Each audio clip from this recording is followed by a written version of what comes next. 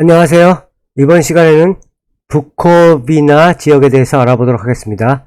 부코비나 지역은 어딘가 하면은 요 루마니아 지도상에서 가장 서북쪽에 있는 곳이고요. 기차로 가려면 부쿠레시티에서 이렇게 플로에시티 지나서 여기 잘 안 보일 텐데요. 부자오, 포크샤니 지나서 바코우, 로만, 아슈카니, 그 다음에 수츠아바에서 내리셔도 되고요.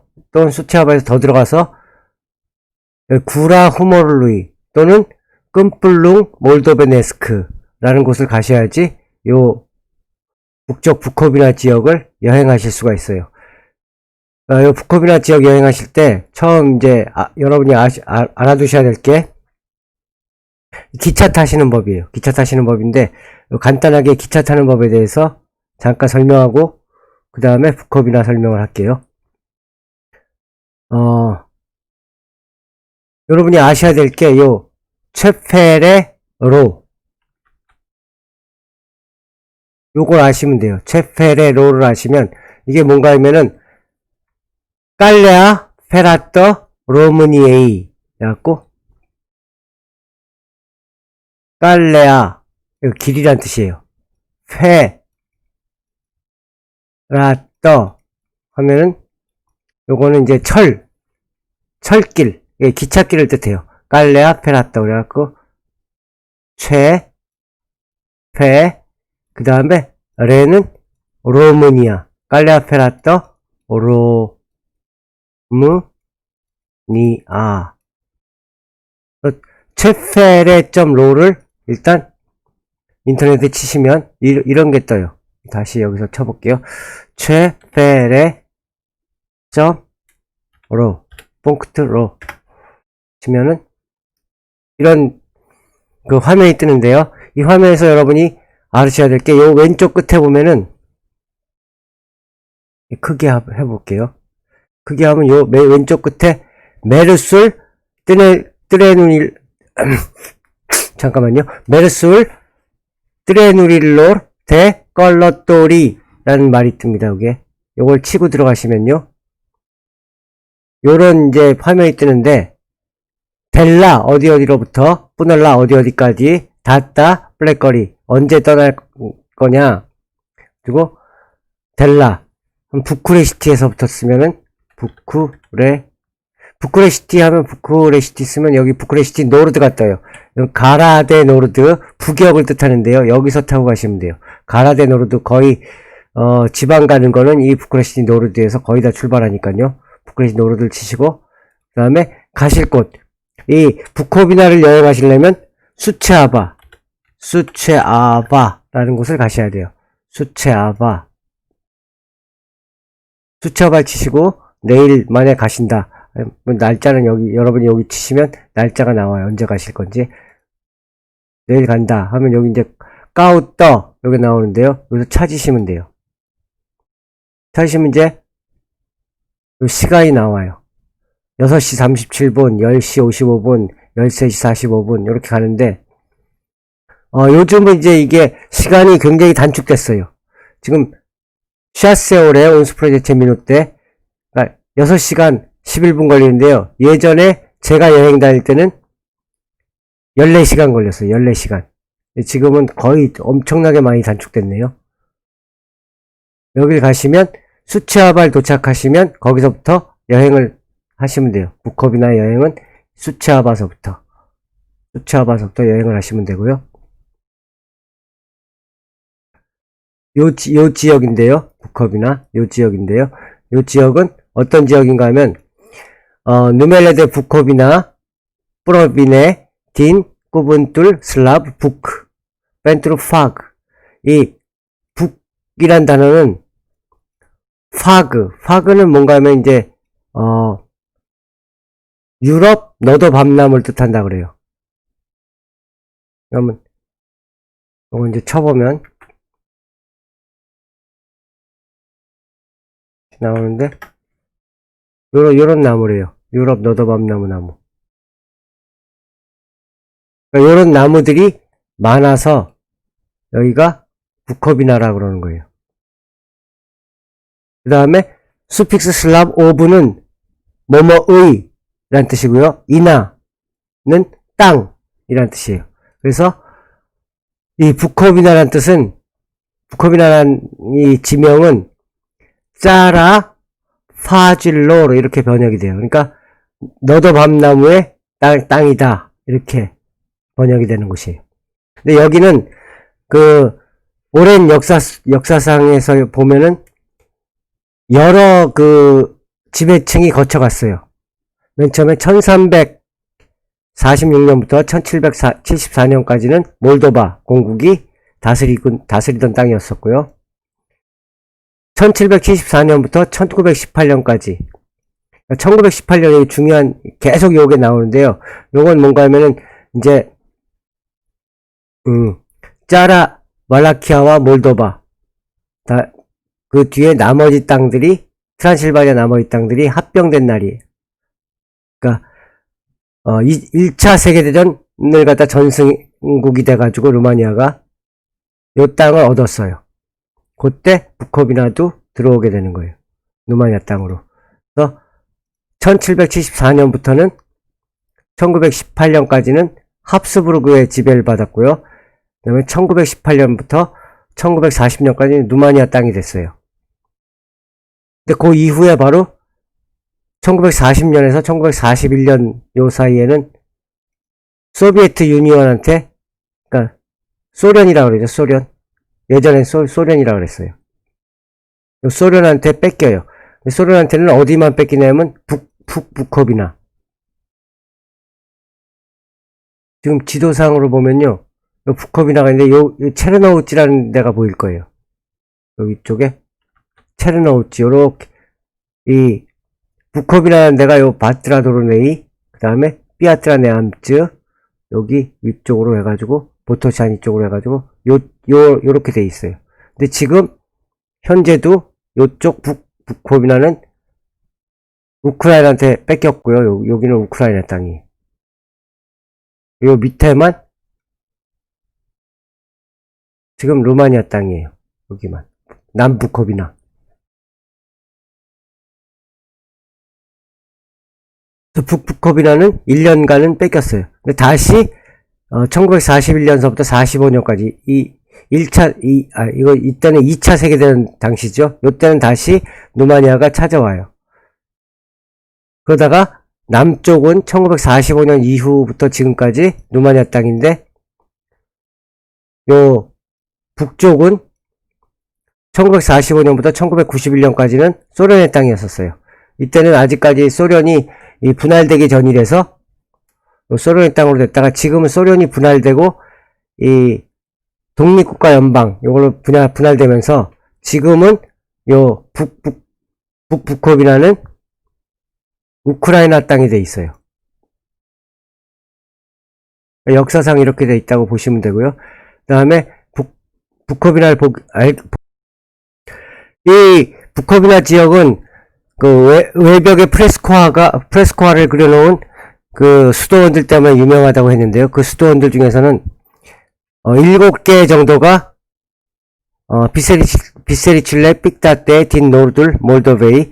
비세리치라고 하기도 하고요. 비세리건 교회란 뜻인데요. 비세리거라고 하기도 하고, 머너시티리라고 하기도 하는데요. 수도원이라고 하기도 해요. 근데 여기에서는 그 15세기에서 16세기에 건설된 수도원들이 유명해요. 근데 그 중에서 7개의 수도원들이 그 1993년에 유네스코 문화유산으로 등재가 됐어요. 그 중에 이제 유명한 거는 아르보레 수도원이 있고요. 이거는 누구죠? 세례 요한에게 봉헌된, 세례 요한이 처형을 당했었는데요. 처형당한 그 세례 요한에게 봉헌된 교회고요. 후모르 교회는, 성모 마리아 님한테 봉헌된 교회. 그 다음에 몰도비쩌라는 이 수도원은 복음교회라고 해요. 부너베스티레. 복음교회라고 하기도 하고요. 버트라우치는 스푼따 꾸르체. 그래갖고 그 십자가에 봉헌된 그런 교회고요. 이 프로보따는 니콜라의 성인에게 봉헌된 교회. 보르네츠는 게오르게 성인한테 봉헌된 교회고요. 수체비자는 부활교회. 이렇게 얘기도 해요. 여기 이제 한국말로 다 미리 써놨는데요. 성과 속을 합의라는 프레스코 성화에 대해서 이번 시간에 가장 이 중심 주제가 될 거예요. 대다수의 사람들은 누마니아 예술을 이야기할 때 아마도 세계적인 조각가 콘스탄틴 브룬쿠시의 무한의 기둥, 입맞춤, 공간의 새 같은 조각품들이나 음악가 제오르제 에네스쿠의 서정적인 교향곡들과 애국적인 광시곡들을 제일 먼저 머릿속에 떠올릴 것이다. 그러나 누마니아 북부 부코비나 지방의 고즈넉한 산간마을들 이곳저곳에는 몇백 년간 성스러운 아름다움을 은은히 발산하고 있는 세계 유일의 예술적 유산들이 숨어 있다는 사실에 대해서는 아는 사람이 그리 많지 않아 보인다. 이 교회 회당 내부뿐 아니라 외벽에도 다양한 주제의 성화들을 빈틈없이 가득 그려져 있는 부코비나 지방의 수십 채의 아름다운 수도원들이 바로 그것이다. 이 누마니아에서 숨어있는 유산 중에 하나예요. 누마니아 북부 부코비나 지방은 까르파치 산맥의 북쪽 끝자락에 맞닿아 있다. 지도상에서 보면은 까르파치의 북쪽 끝자락에, 거의 끝자락에 있어요. 이렇게. 누마니아는 어디를 가나 숲과 언덕과 계곡이 그림같이 어우러진 아름다운 풍경을 보여준다. 그 중에서도 이 부코비나 지방은 변화무쌍하면서도 오묘하게 조화를 이룬 대자연의 풍경이 처음 찾는 이들의 넋을 단숨에 사로잡아 버린다. 고원지대의 울창한 숲속으로 들어섰는가 싶으면 어느새 들꽃이 가득한 넓게 트인 언덕이 가슴을 확 틔운다. 이거는 직접 여러분이 사실은 말로 다 해서는, 글로다가 아무리 제가 이렇게 써놔도 어떤지 잘 모르실 거예요. 근데 직접 가보셔야 되는데, 직접 가보시면 이런 풍경들이 나와요. 산 하나 넘으면 또 하나 언덕이 나오고, 확 트인 언덕이에요. 나무들이 이렇게 가려져 나무들이 보통 우리나라 풍경들은 이렇게 탁 트여 있지 않아요. 왜냐하면 높은 나무들이 여기를 막고 있어요. 이렇게. 나무들이 이렇게 또 막고 있어요. 그래갖고 멀리 확 트인 이 들판들을 볼 수가 없는데, 이 부코비나 지역에 가면은 나무들이 이렇게 울창한 나무들이 아니에요. 울창한 나무들이 있는 숲들이 있는데 숲은 따로 있고, 숲 바깥으로 나오면 또 이런 초원들이 펼쳐져 있어요. 그래서 쫙 지금 시야가 엄청 트여가지고 기분이 굉장히 좋아요. 지금 여기는 부코비나 지역의 어느 산간마을이고요. 제가 여긴 이름 모르겠고요. 여기는 아마, 수체비자 수도원 가는 길일 거예요. 여기가 이렇게 보이는데 수체비자 수도원 있고요. 이쪽 수체비자 수도원 뒤쪽에 언덕 위에 올라가가지고, 민속 의상 입은 소녀가 이 바깥을 내려다보고 있는 거예요. 그 다음에 이런 풍경들. 또 이렇게 딱 트인 풍경들이 계속 나타나요. 전형적인 부코비나의 풍경들이에요. 그래서 부코비나에 가다 보면은 가장 많이 보게 되는 풍경 중에 하나가 이 건초 작업하는 사람들. 말도 많이 지나다니고요.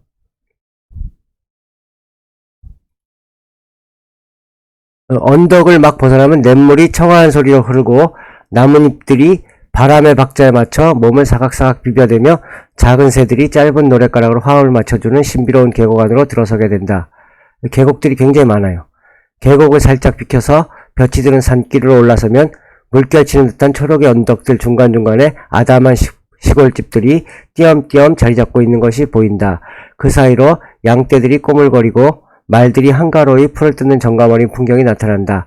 마치 오래된 동화 속에서나 그려질 법한 풍경이 저기 까마득한 구름과 맞닿아 있는 먼 산까지 펼쳐진다. 이런 풍경들이 이건 진짜 직접 가서 보시지 않으면 느낄 수 없는 풍경들이에요. 제가 아까도 얘기했지만 말로 아무리 설명해봤자 느낄 수 없는 그런 풍경들. 그러니까 부코비나만 쳐보실 때도 구글에서 부코비나만 치고 이 이미지만 치시면 엄청나게 많은 이미지들이 떠요. 말도 있고요, 산도 있고요.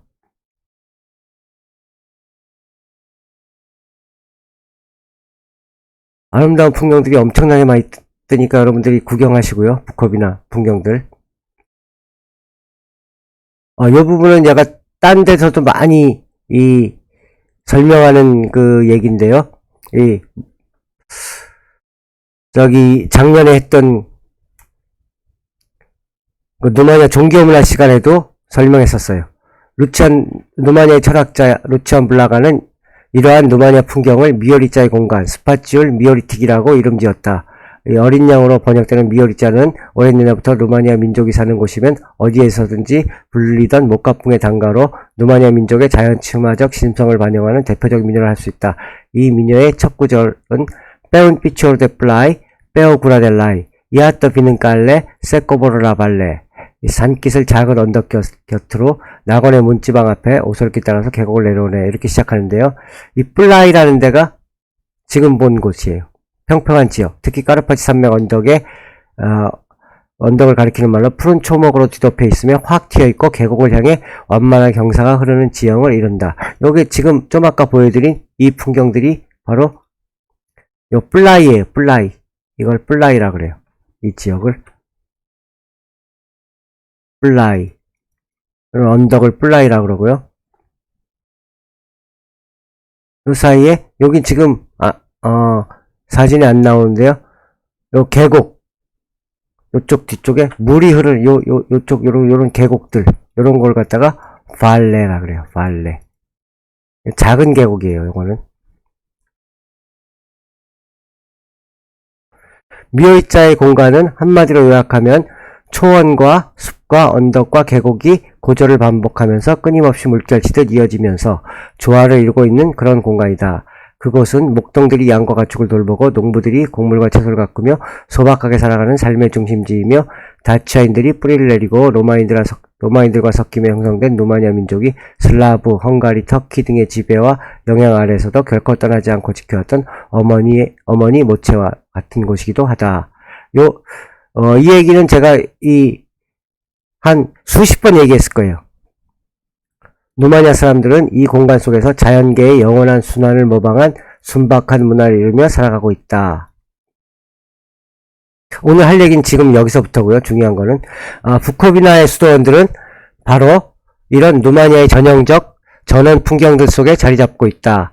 그러나 우리나라의 오래된 사찰들이 대부분 인적이 드문 경치 좋은 깊은 산속에 세워진 것과 달리 부코비나의 수도원들은 마을에서 그리 멀지 않은 곳에 위치하고 있다.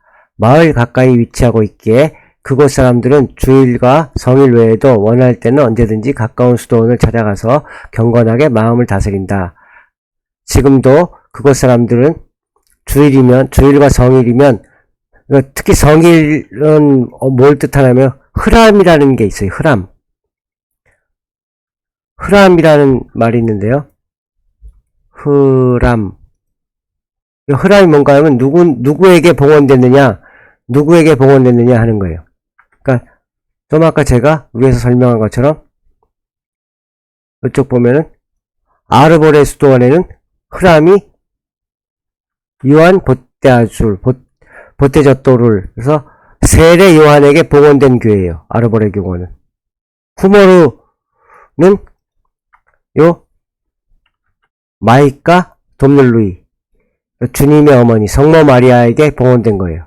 봉헌된 교회예요. 그래서 이런 식으로다가 이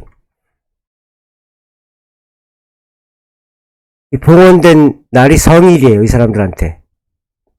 이 성일이면 만약에 오늘이 그러니까 다시 설명하면요. 오르토독스 루마니아 정교회, 그러니까 동방정교회에서는 성일의 날이 있어요. 성일의 날. 그래갖고 만약에 세례 요한의 날이다. 세례 요한의 날은 제가 알기는 1월 6일 정도 돼요. 1월 6일이 되면은 아까 한 이 교회를 다 찾아와요. 이 민족 동네 사람들이 다 이쪽 이 아르보레 교회를 다 찾아오는 거예요. 1월 6일이 세례 요한의 날이기 때문에 세례 요한의 날은 이 마을 저 마을 사람들이 다 같이 아르보레 수도원을 찾아와요. 이 성일날 다 같이 민속 의상을 입고.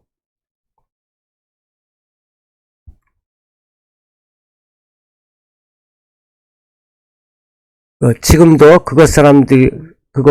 북컵이나 사람들은 주일과 성일이면 빨간색과 하얀색이 도드러진 지방의 민속 의상을 곱게 차려입고, 근데 여기는 빨간색과 하얀색이라고 제가 잘못 썼는데요. 빨간색이 아니라 검은색이에요. 검은색이 훨씬 이 북컵이나 지방에서는 검은색이 많아요. 검은색과 하얀색이 도드라진 지방의 민속 의상을 곱게 차려입고 성스러운 마음으로 예배를 드린다. 산과들과 냇물과 마을이 우주적 리듬 속에서 조화를 이루고 있는 공간에 세워진 이 수도원들은 그곳 사람들의 마음속에 인간과 신과 대자연의 성스러운 근원적 일체감을 끝없이 상기시켜 주는 역할을 해오고 있는 것이다. 처음에 수도원이 세워지게 된 배경에는 순수하게 신앙적인 목적만 있었던 것은 아니었다. 북컵이나 지방의 정교회 수도원들은 몰도바 공국이 끝없는 외세의 침입에 시달리던 15, 16세기에 집중적으로 건설되었다. 특히 이 스테판 첼마레와 페트루 라레시 이 시기에 많이 세워졌어요.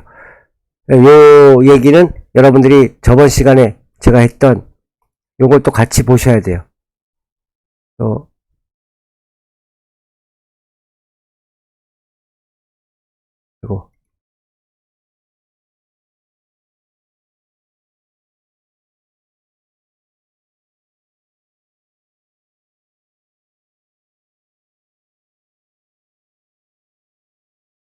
저번 시간에 제가 했던 요 중세 오스만 투르크의 전쟁 미르치아 첼버트는 요 부분, 특히 진정한 십자군 정신이라고 했던 요 부분인데요. 양쿠데 후네도아라 블라체페시 스테판 첼마레 요 얘기를 여러분이 아셔야지 요 지금의 북코비나 얘기와 연관을 지을 수가 있어요. 이 몰도바 공국의 군주들이 북코비나 지역에 수많은 수도원을 건설했던 이유를 역사 정치적인 관점에서 살펴보면 우리나라의 고려시대에 8만 대장경이 만들어졌던 이유와 비슷한 맥락을 가지고 있음을 알 수 있다.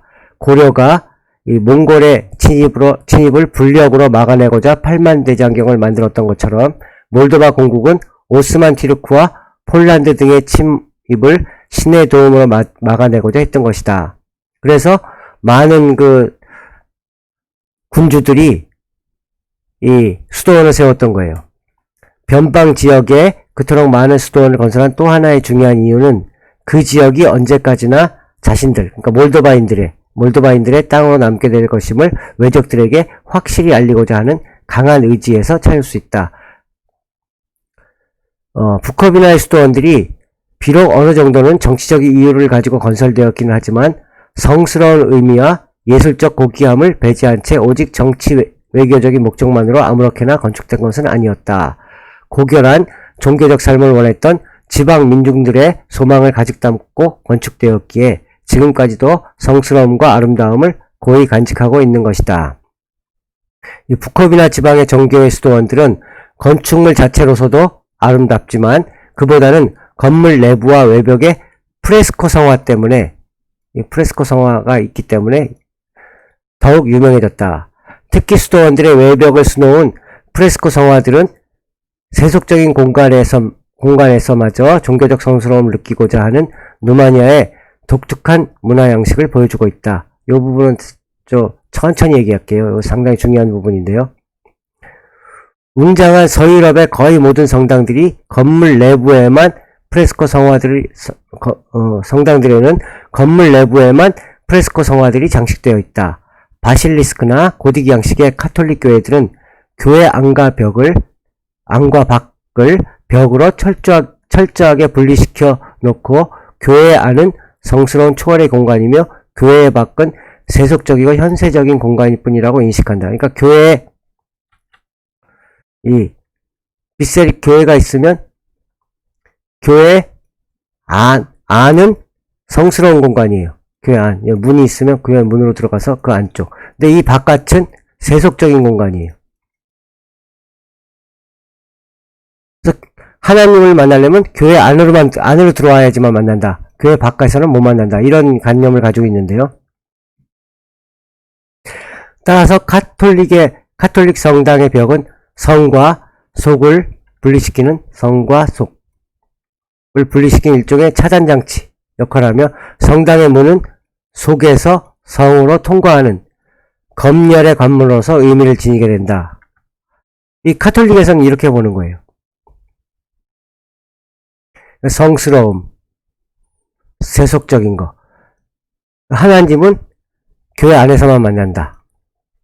반면 이 북커비나 지방에 있는 아담한 정교회 수도원들에는 교회 내부뿐 아니라 외벽에도 다양한 내용의 프레스코 성화들이 빈자리 없이 빼곡히 그려져 있다.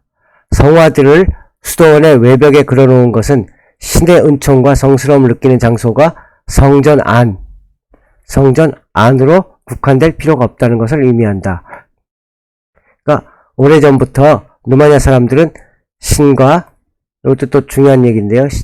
신과 대자연과 인간은 하나의 유기체처럼 전일적인 관계를 지닌다고 생각하였다. 이 얘기는 제가 작년에 또 종교문화 시간에 매 시간마다 항상 하던 얘기예요. 그러니까 이런 생각을 가지고 있기 때문에 이런 생각을 바탕으로 성전 안 뿐만 아니라 자연의 한가운데에서도 하나님의 역사를 온전히 느낄 수 있다는 생각을 가지고 있었기에 수도원 외벽에 성화를 그렸던 것이다. 외벽에도 성화를 그려놓은 거예요. 그래서 지금 앞으로 보게 될 이 교회들이 다 이렇게 외벽에 성화들이 그려져 있어요. 교회 외벽에 성화들이 이렇게 그려져 있는 거예요.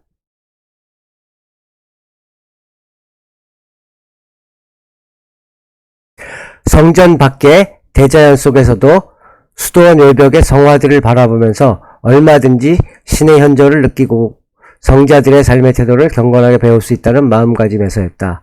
이런 맥락에서 본다면 수도원 외벽의 프레스코 성화들은 성과 속을 하나로 통합하는 매개체 역할을 하는 것이다. 굳이 교회 안으로 들어가지 않아도 교회 바깥에서도 하나님을 느낄 수 있다는 얘기예요.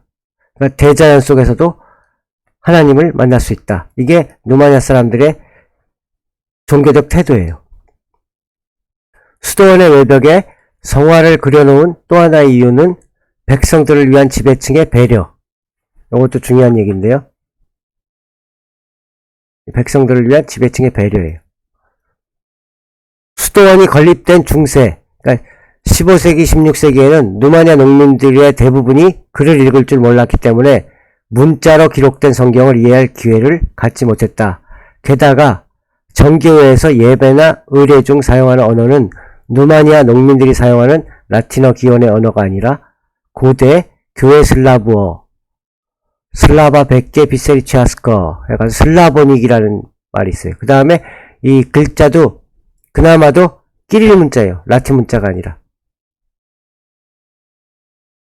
그 다음에 이 정교회 사대들은 교리를 가리키는 선생의 역할은 크게 중요시하지 않고 개인의 수도와 공동체를 위한 기도에 더 많은 시간을 할애하였고 그런 이유로다가 이 평범한 마을 사람들은 정교회 사제들이 주관하는 각종 통과 의례와 종교적 행사들을 통해서 간간히 하나님의 존재와 구원자 예수에 대한 이야기를 접할 수 있을 뿐이었다. 그러니까 이 성직자들이 요즘 성직자들처럼 뭐 마태복음 몇 장 몇 절 뭐 무슨 복음 몇 장 몇 절 뭐 해가지고 뭐 이렇게 설교하는 게 아니라 그냥 이 정교회 사제들은 통과 의례, 그러니까 아기가 태어나면 아기한테 세례해 주는 거, 그 다음에 그 결혼식 때 또 주례할 때 얘기하는 거, 그 다음에 장례식 때 이 하나님에 관해서 얘기하는 거, 이런 거 외에는 이 성경을 갖다 가리키는 게 거의 없었어요. 그러나 누마냐 사람들은 종교를 머릿속 지식으로 받아들인 것이 아니라 가슴에 담기는 삶의 본질로 받아들였기 때문에 깊은 신앙심을 이어나갈 수 있었다. 이런 와중에 성경을 읽을 줄 몰랐던 누마냐 농민들은 좀 더 체계적으로 성경을 이해하길 바랐고 좀 더 종교적 신념으로 충만한 삶을 원했다. 그러니까 이걸 위해서 누마냐 농민들이 이런 그 바람이 있었기 때문에 부코비나 수도원들은 몰도바 공국의 군주들과 귀족들이 건설했지만 그들은 순박한 농민들의 이러한 바람을 적극적으로 수용해서 성경의 이야기, 성자들의 모습, 그 죽음 이후의 여정, 기독교 신앙의 역사 등을 눈으로 보면서 통감할 수 있도록 글 대신 그림을 이 수도원의 외벽에 그려놓았던 것이다. 근데 그 기독교에서는 이렇게 수도 외벽에 그림 그렸던 게 거의 이 부코비나가 유일해요. 부코비나 지방의 수도원들이. 근데 불교에서 보면은, 우리나라 불교에서 보면 이런 그림을 갖다 탱화라고 할 거예요. 아마 탱화. 탱화라고 해가지고 굉장히 많이 그려져 있어요. 외벽에. 이 불당 같은 데 가보시면 탱화가 굉장히 많이 그려져 있어요. 바깥에.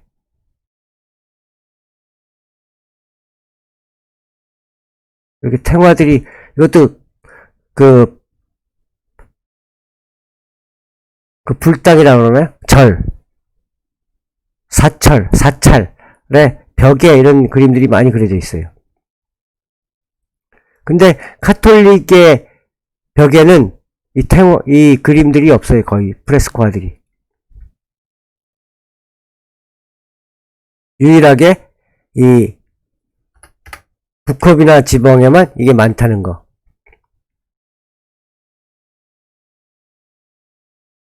이 장엄한 서화로 옷을 입고 있는 부코비나 수도원들은 그 지역 사람들에게 역사의 운명적 영역을 깊은 신앙심으로 견뎌낼 수 있게 하는 강인한 원동력이 되어주었다. 현재 부코비나 지방 곳곳에 지어져 있는 수십 채의 수도원들 중에 무려 7곳이 유네스코 세계문화유산에 등록되어 있다. 이들 수도원의 이름을 나열하면 아까 얘기했던 것처럼 아르보레, 후모르, 몰도비자, 퍼트라우치, 프로보타, 수체비자, 보르네츠. 이 강의에서는 관광객들이 많이 찾는 수도원들에 대해 간략하게 소개하고 프레스카 성화들 중 중요한 몇 가지만 살펴보도록 하겠다. 거의 모든 수도원의 성화들이 동일하고, 또 특이한 게,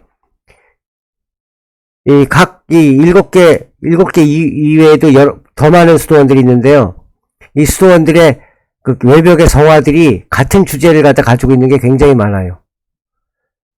그 다음에, 그렇기 때문에 각 수도원의 성화들을 일일이 다 나열하면은 너무, 시간이 오래 걸리니까, 이 수도원들 중에서 제일 그 유명한 성화들만 조금씩 살펴보면서 이번 시간 진행하도록 할게요.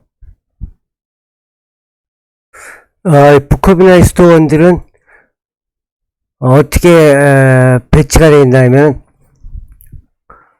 이쪽에 보면 바트라 도르네이라는 곳, 그 다음에 삐아트라 네암츠라는 곳이 있는데, 요 안쪽에, 그 다음에 수차바가, 요 위쪽에, 어디 갔지? 수차바. 요 수차바가 요쪽에 있어요. 요 도시들 사이로다가 이렇게 넓게 퍼져 있어요.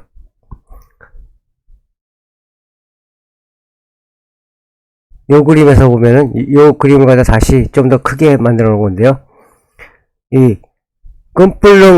여기가 끔플룽 몰도베네스크라는 지역이에요. 이쪽에서 올라가면은 처음에 만나는 게 몰도비자 수도원.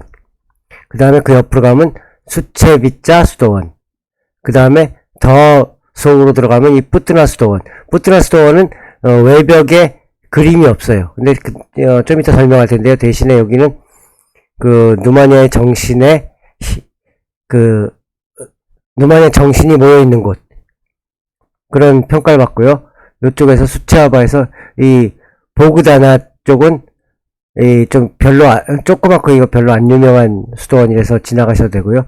수체비자에서 밑으로 내려오면 아르보레라는 데가 있어요. 아르보레에서 솔까 마을을 지나서 내려오다가 다시 위로 올라가면 후모르 수도원이 있고요. 이 구라 후모르루이에서 강이 하나 있어요. 조그만 강을 건너서 지나가면 보르네츠라는 수도원이 있고요. 그 다음 위로 올라가면 버트라우치, 드라고미르나 이런 데가 있고, 요 수치아바는 예전에 스테판 첼마레가 다스렸던 수도예요. 그 다음에 그 밑에 수치아바에서 밑으로 내려가면 프로보타라는 데가 있어요. 근데 이 프로보타까지 이 바스카, 라스카, 프로보타 여기까지는 가기가 굉장히 힘들고요. 사실 요 안에서 요쪽, 그러니까 몰도비자, 수체비자, 뿌뜨나, 아르보레, 후모르, 보레츠, 이렇게 여기 6개만 보시면 돼요. 여기는 유네스코 문화유산으로 등재되어 있는 곳은 여기, 후모르, 보르네츠, 그 다음에 버트로우치, 그 다음에 프로보타. 이렇게 되어 있는데요. 이쪽 두 군데는 가기가 상당히 힘들어요. 근데 여기는 유네스코 문화유산에 등재되지 않았지만은 굉장히 중요한 의미를 가지고 있는 수도원이니까 좀 이따 설명할 거예요. 뿌뜨나 이렇게 해가지고 이쪽 지역을 보시면 돼요. 저는 여행할 때 이쪽 지역을 중심으로 했었어요. 근데 여기가 가깝긴 하지만 그래도 그냥 이 버스라든가 이런 게 여기가 왕래가 있지가 거의 없어요. 버스 왕래가 없기 때문에. 그 다음에 대중교통이 거의 없다고 보면 돼요. 이쪽에. 시간도 불분명하고요. 그래서 여길 가실 때는 이 수치아바 지역에서 택시를 빌리시든가 아니면 여기 구라 후모르루이 또는 끔플룽 몰도베네스크. 제가 했던 그 여행은 요 끔플룽 몰도베네스크를 가서 여기서 택시를 빌리시면 돼요. 아니면은 호텔 같은 데 들어가셔서 호텔 주인이랑 얘기를 하시는 거예요. 그래서 쉬는 차들이 없나 이렇게 물어봐가지고 동네에 시간이 많으신 분들 이런 분들한테 부탁해서 차로다가 그러니까 얼마의 비용을 지불하고 차로다가 돌아다니시면 돼요. 갔다가 왔다가 하면서 이렇게 돌아다니셔야 돼요. 안 그러면 여기를 갔다가 이 대중교통을 절대 볼 수가 없어요. 차를 꼭 빌리셔야 돼요. 이쪽 지역은. 지금 처음에 알아볼 거는 요 후모르. 후모르가 아니라 요 아르보레 마을. 요 아르보레 교회를 처음 알아볼 텐데, 요 아르보레는 가기가 상당히 힘들어요, 사실은. 그러니까 길도 어쩔 때는 여름 같은 데는 요 아르보레 교회는 이 길이 끊어져 있을 때가 많아요. 요 동네 밑에가 홍수가 잦은 곳이기 때문에 그렇거든요. 그래서 요 아르보레 수도원부터 알아보겠습니다. 아르보레는 비세리카, 떠이에레아, 까플루이, 스푼툴루이, 요한, 보테저토를 그러니까 세례 요한에게 봉헌된 거예요. 이 목이 여기는 좀 이제 심한 말인데 목이 잘렸다. 참수형을 당한 세례 요한에게 봉헌된 교회예요. 아르보레. 이 솔카강 계곡의 작은 마을에 위치한 여기가 솔카강이에요. 이쪽이에요. 요 밑쪽에 여기가 솔카강이 이렇게 흘러요. 이쪽이에요. 이 솔카강 계곡의 작은 마을에 위치한 아르보레 수도원은 세례 요한에게 봉헌된 아담한 수도원으로 1503년에 건설되었다. 수도원의 이름인 아르보레는 몰도바 공국의 스테판 대제 휘하의 귀족이면서 군사 지도자였던 루카 아르보레의 영지에 세워졌기에 붙여진 이름이다. 루카 아르보레는 1486년부터 수차바의 서북쪽 지역의 군사를 이끌던 일종의 수비대장이었는데 1497년에 있었던 폴란드의 수차바 침공을 3주에 걸쳐 용감하게 막아내면서 이름을 알리기 시작한 사람이다. 아르보레 수도원은 다른 정교의 수도원들에게 다른 전교의 수도원들에서 보이는 높고 둥근 아치형 지붕이 없고 수수한 직사각형의 단순한 모양으로 건축되었다는 특징을 가지고 있다. 여기는 이렇게 아르보레 수도원은 지금 이렇게 되어 있는데요. 다른 수도원들이랑 차이는 이 아르보레 수도원이랑 이 후모르 수도원 같은 경우는 이렇게 생겼어요. 지붕을 지금 지붕만 봐주세요. 여러분들 지붕만 이렇게 지금 지붕이 어떤 형식으로 세웠는지 이렇게 돼 있고요. 아치가 없어요. 여기도 후모르 수도원도 이렇게 돼 있어요. 반듯해요. 근데 다른 수도원들을 보면은 몰도비자라든가 몰도비자 같은 수도원을 보면 여기 아치형 지붕이 있어요. 그 다음에 수체비자도 마찬가지로다가 이 아치형 지붕이 있고요. 그 다음에 보로네츠, 유명한 요 보로네츠 수도원, 여기도 아치형 지붕이 이렇게 있어요. 버트라우치 마찬가지로 조그만 교회지만 요 아치형이 있고요. 근데 요 아치형 지붕이 여기는 지금 없어요.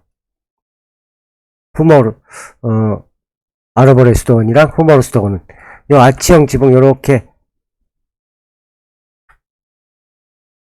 뾰족한 요 아치형 지붕이 없으면 요게 없는 그 교회들은 이 교회나 수도원들은 이 귀족이 세운 거예요.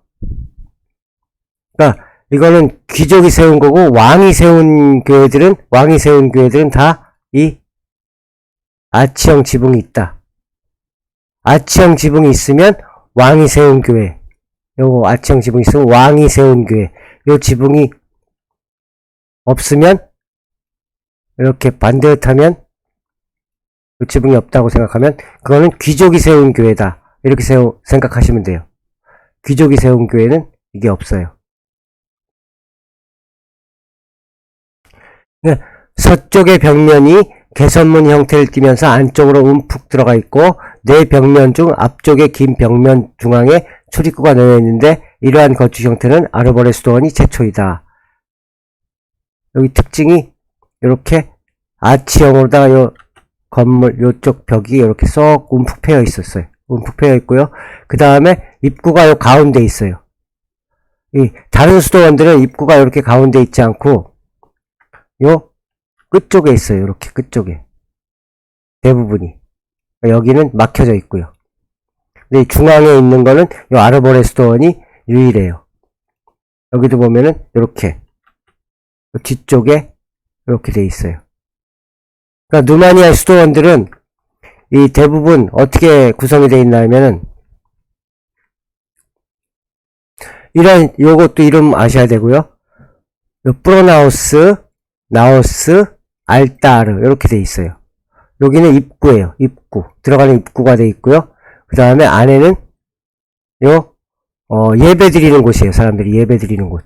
여기 의자들이 안에 들어가면 의자들이 있고요. 여기 끝에 가면 요 끝에 성상이 놓여 있어요. 그 다음에 요 알타르라는 거는 제단이에요. 제단. 여기는 아무나 들어갈 수가 없어요. 여긴 들어갈 수 있는 사람은 사제들밖에 못 들어가요. 여기는 뭐가 있냐면 빵과 포도주, 성찬에 사용하는 빵과 포도주가 보관되어 있는 곳이에요. 그래서 요 안은 성직자만 들어갈 수 있는 곳이에요. 일반 신자들은 절대 들어갈 수가 없는 곳이에요. 이렇게 돼 있으면 이렇게 입구가 이렇게 돼 있어요. 이쪽 뒤쪽에 아니면 이쪽에. 그래서 이렇게 들어가는데 이쪽은 프로나우스 입구, 프로나우스 입구예요. 그 다음에 그 안쪽에 이렇게 요 아치가 있는 곳을 밑으로 내려가면은 아치가 있는 곳은 뭐라 그러면 나우스라 그래요. 나우스 요 위가 바로 요 이렇게 돔이 있는 곳이에요. 위에서 보면은 요 돔이 있는 곳에는 뭐가 있냐면은 이렇게 위에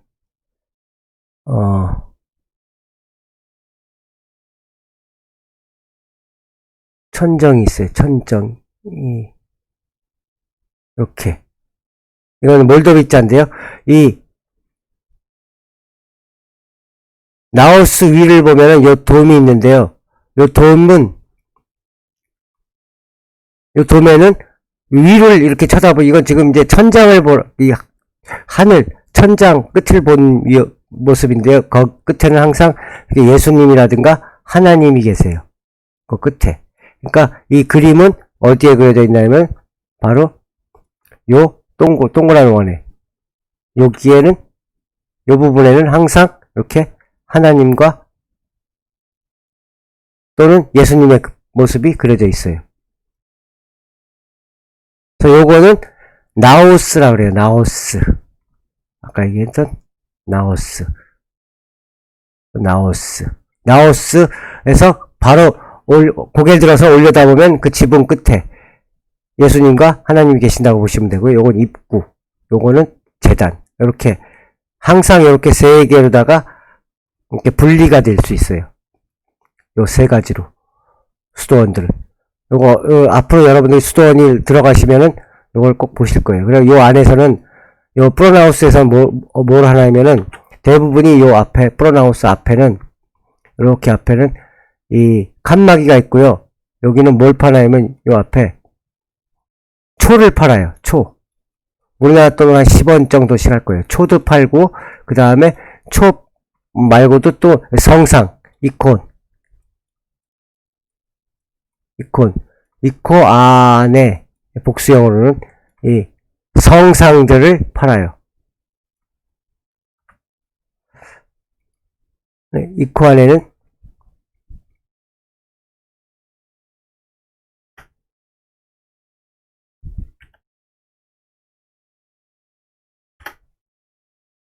이런 것들이요. 조그맣게 이렇게 하는 이런 이코 안 애들을 갖다가 그 앞에서 팔아요.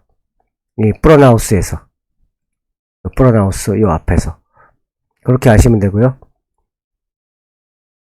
다시 돌아가서 아르보레 스토어는 이렇게 지금 귀족들이 세웠기 때문에 둥근 아치형 천장이 없고요.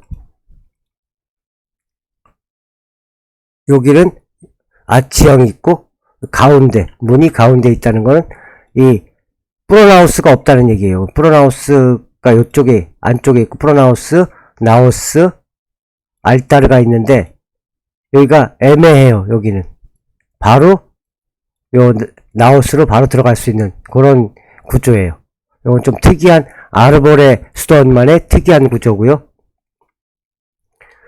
수도원이 건축된 지 38년 만인 1541년에 아르보레의 딸인 아나가 이아시 출신의 화공 드라고시 코만에게 부탁하여 수도원 내부와 외부의 프레스코 성화를 그려넣었다. 드라고시 코만은 성직자가 아닌 일반인이었으며 외국 여행의 경험이 많은 천재적인 화공이었다. 이렇게 나와 있는데요. 그래서인지 그는 서유럽 카톨릭 프레스코 성화의 화풍을 몰도바 전통 성화의 화풍과 과감하게 조화시켜 다른 수도원들의 벽화에서는 볼 수 없는 새롭고 독창적인 화풍으로 아르보레 수도원의 벽화들을 그려냈다. 죄송합니다. 남쪽에 성인들에게 바치는 창가, 입룰, 아카티스트는 종교적 느낌이 강하게 일도록 엄숙한 화풍으로 그려져 있다. 이쪽은 요 남쪽에 그려진 요거예요. 요 얘기, 성인들에게 바치는 창가. 지금 요 위에 있는 요 부분을 다시 찍어서 확대하면은 요런 모습이 돼요. 이 성인들에게 바치는 창가, 엄숙하게 그려져 있고요. 그 다음에 626년에 실제로 있었던 페르시아의 콘스탄티노플 공성을 주제로 그린 콘스탄티노플 공성전은 원래의 주제와는 다르게 오스만 투르크에 대한 반감을 비유적으로 표현하고 있다. 지금 근데 콘스탄티노플 공성전은 이 아르보레 수도원뿐만 아니라 딴 데서도 많이 나타나요. 여기 지금 공성전 모습이 거의 지워져 있어요. 요 부분인데요. 많이 지워져 있어요. 여기서 보면은 잘 안 보일 거예요, 아마 여러분들이. 늘려도 잘 안 보이는데요. 요쪽 부분이에요. 요쪽 부분. 여기 많이 지워져가지고 거의 안 보여요.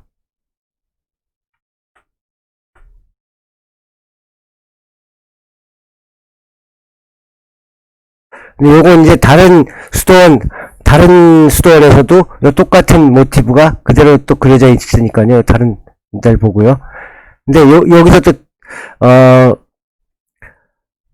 그 특이한 거는, 원래는 콘스탄티노플 성경을 공격하는 적들의 모습, 페르시아. 이건 페르시아인들과 싸운 거거든요. 626년에 있었던, 콘스탄티노플 공성은 페르시아와 콘스탄티노플이, 전쟁이었었어요. 근데, 여기서 특이한 거는 페르시아인이 아닌 튀르크 병사들의 얼굴을 닮아있게 그렸어요.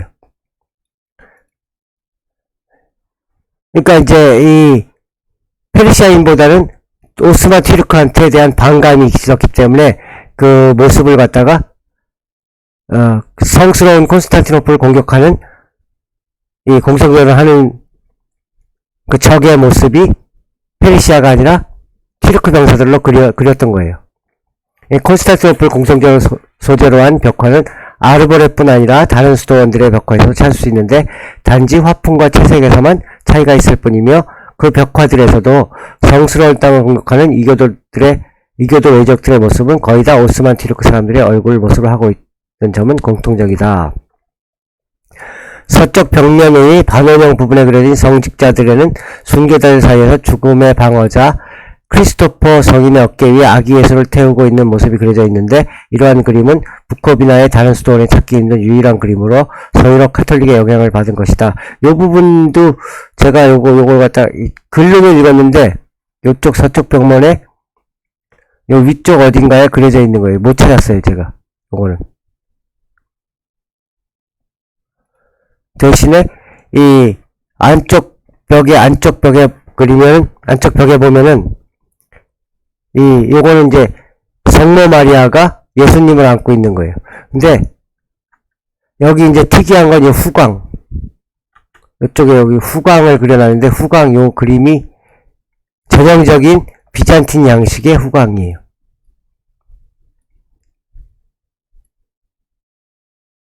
이쪽에 그려진 후광이요. 그리고 4월 심판, 이것도 주데카타 데 아뽀이, 4월 심판이라는 이 그림도 이 아르보레만의 그림이 아니라 다른 수도원들은 다 있어요. 이 4월 심판이라 이름 지어진 그림에는 죽음 후 영원의 심판관들 앞에서 심판을 받은 지 천국으로 가는 성인들과 지옥으로 가는 악인들의 모습이 그려져 있는데 어두운 초록색을 배경으로 하고 있으며 인물들이 마치 살아 움직이는 듯이 생동감 있게 표현되었다. 요거는 어느 부분에 있나 하면은 아르보레 수도원에 여기도 거의 지워졌어요. 요쪽 부분이. 요쪽 부분에 있는 가까이 가서 봐야 돼요. 이것도 많이 지워져가지고요. 잘 얼굴 모습을 생생하게 볼 순 없어요. 요쪽 부분인데요. 요거는 그 위쪽에 있는 부분이고요. 아까 보이는 요쪽 벽면에 있는 요 그림을 확대하면은 요게 돼요. 요게 주데카도 데 아뽀이 4호의 심판이에요. 그래서 요거는 지옥으로 떨어지는 사람들이 요 밑에 나타나고요. 요쪽은 요 길을 따라서 하나님에게 가는 것, 천국으로 가는 사람들이에요. 이 그림에서도 악인들의 모습은 누마니아를 침공했던 타타르인들이나 오스만 튀르크의 사람들의 모습을 하고 있다. 천국으로 가는 사람들의 모습은 모두 누마니아 농민들의 전형적인 얼굴이다. 사후의 심판에 관한 성화 역시 아르보레 수도원뿐 아니라 부코비나 지역의 거의 모든 수도원들이 한쪽 벽면을 전부 다 차지하고 있는 매우 중요한 모티브 중의 하나이다. 특히 좀 이따 나올 보레트 수도원에서 이게 가장 잘 그려져 있어요. 서쪽 벽면에 움푹 들어간 부분의 그림들은 화공 드라고시 코만의 천재성을 가장 잘 드러내고 있다. 벽면 전체가 성인들과 순교자들에게 봉헌된 작은 그림들로 가득 메워져서 마치 화보집을 크게 펼쳐놓은 느낌을 자아낸다. 여기 부분이고요. 이쪽 부분이고요.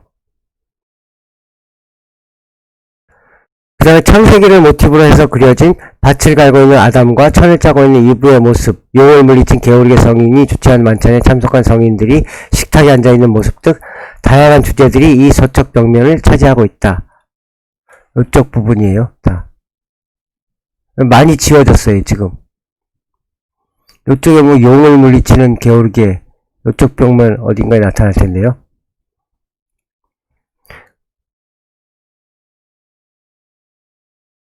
안쪽으로 들어간 벽면과 그 옆면이 직각으로 만나는 부분에는 게오르게 성인이 악한 용의 사체를 끌고 오는 모습이 그려져 있는데, 용의 머리는 안쪽 벽에 그려져 있고 용의 꼬리 부분은 옆벽에 그려져 있다. 이것도 찾아봐야 돼요. 이쪽 이 만나는 부분에 그려져 있다는데, 이쪽은 반대쪽 벽이고요. 이 아르보레스홀의 이 뒤쪽 반대쪽 벽에는 이런 그림들이 그려져 있어요. 이쪽에 용 물리치는 게 이쪽 어딘가에 있어요.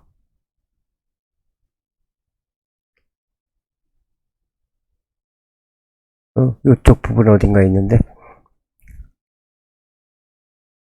아르보레스홀 벽화들의 두드러지게 드러난 색상은 초록색이다. 이 초록색은 어두운 정도에 따라 크게 5가지로 나눠지고 빨간색, 파란색, 노란색, 분홍색, 밤색 등과 섞이는 정도에 따라 무려 47가지 다양한 초록색 색조로 표현되고 있다. 아르보레스도어는 이 초록색이에요. 초록색이 상징색이에요. 각각의 수도원들마다 각 자기 나름의 그 색깔인데 여기는 초록색이 두드러져요.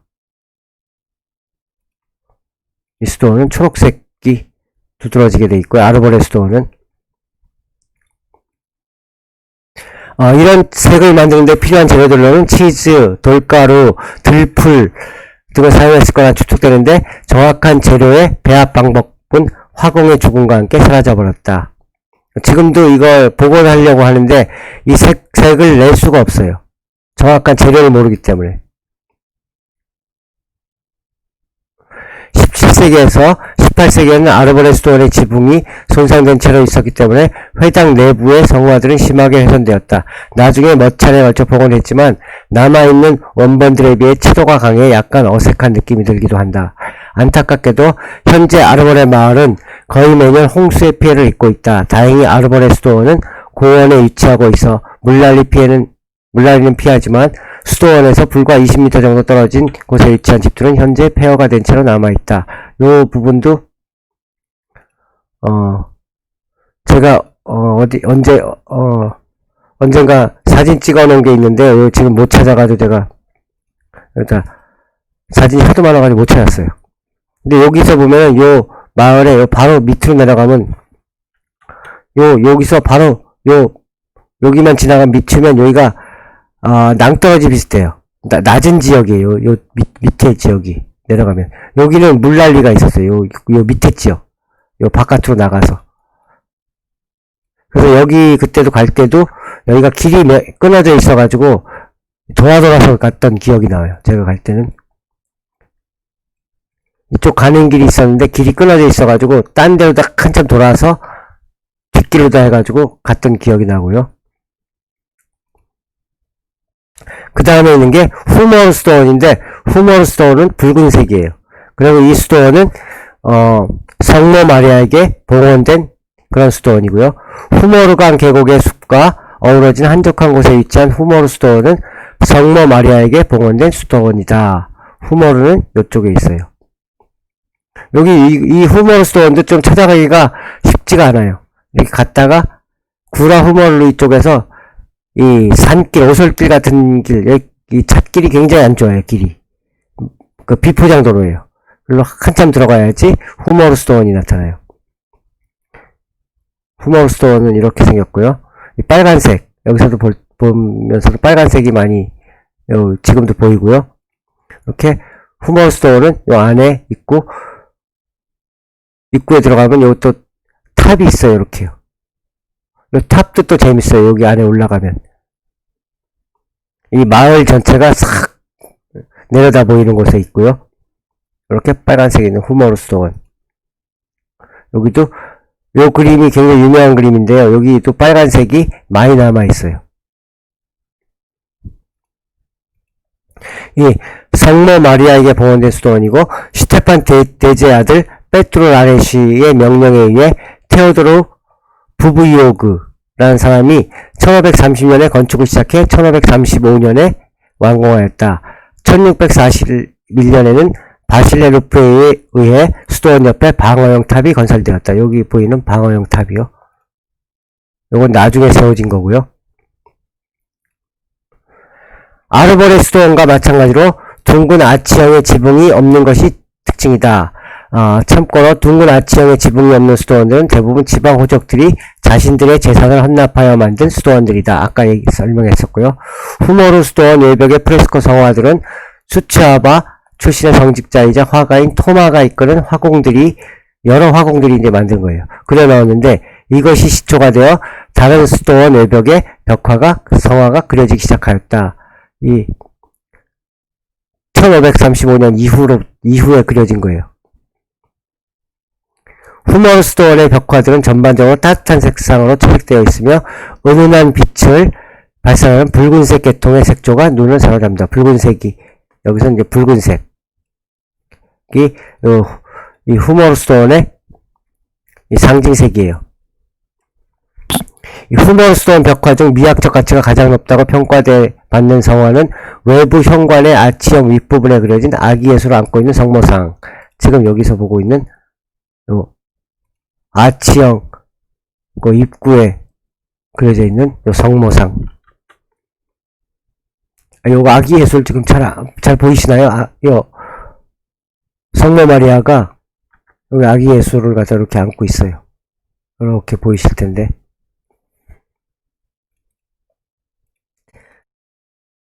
이 성화는 비잔틴 예술의 특징적 요소들을 충실히 따르고 있으면서도 동방정교 신앙의 독자적 요소들과 화공 토마의 천재적 예술성에서 비롯된 자연스러운 화풍이 가미되어 각각의 요소들이 절묘한 조화를 이루고 있다는 평가를 받는다.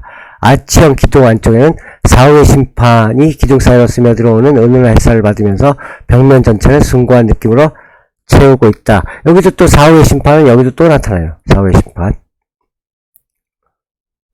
아르보레 수도원 안쪽에 이렇게 또 사후의 심판이 여기 또 있는데요.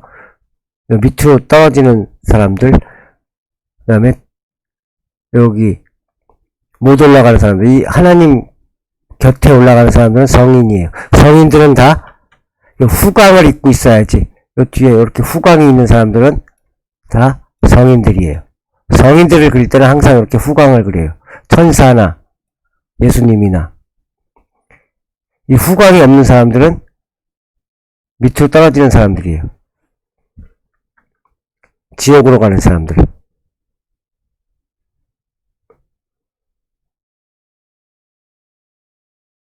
이렇게 그려져 있고요.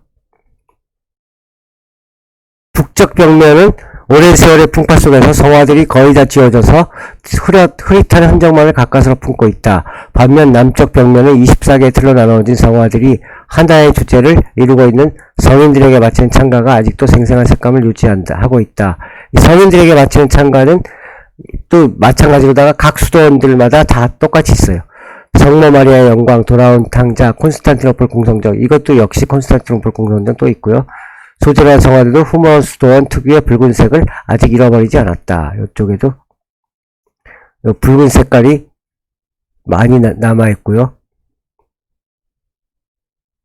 이쪽도 다 성인들에게 기리는 창가예요. 요 그림들이.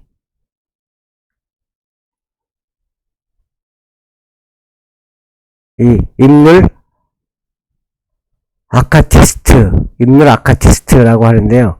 요거는 여러 이 수도원들마다 공통되는 그런 주제예요. 이렇게 돼 있고요. 그 다음에 몰도비자 수도원. 몰도비자 수도원은 노란색과 오렌지색.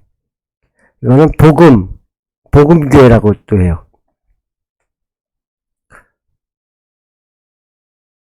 몰도비자 수도원은 가장 끔플룩 몰도베네스크에서 제일 가까운 곳에 있어요. 요 길이 가장 아름다운 길 중에 하나가 요 길이에요. 요 산길. 끔플룩 몰도베네스크라는 곳에서 넘어가는 길. 이런 풍경들이 가장 많이 보이는 곳, 아까 보여줬던 이 풍경들이 가장 많이 보이는 곳이 바로 이곳이에요. 여기, 지도에서 이렇게 보면 바트라 도르네이에서 이렇게 끔플룽 몰도베네스크라는 마을이 있어요.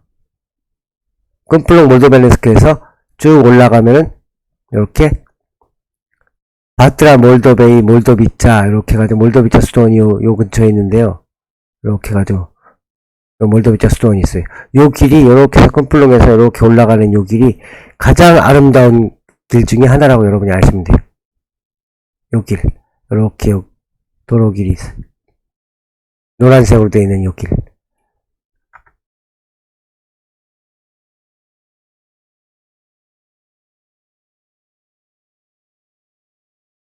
그래가지고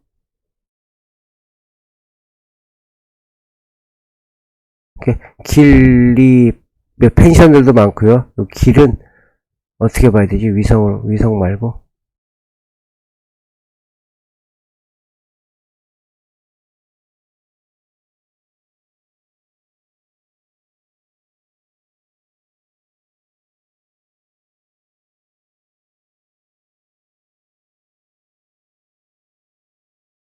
하여튼 거기가 하여튼 가장 아름다운 길이라고 알아두시면 되고요.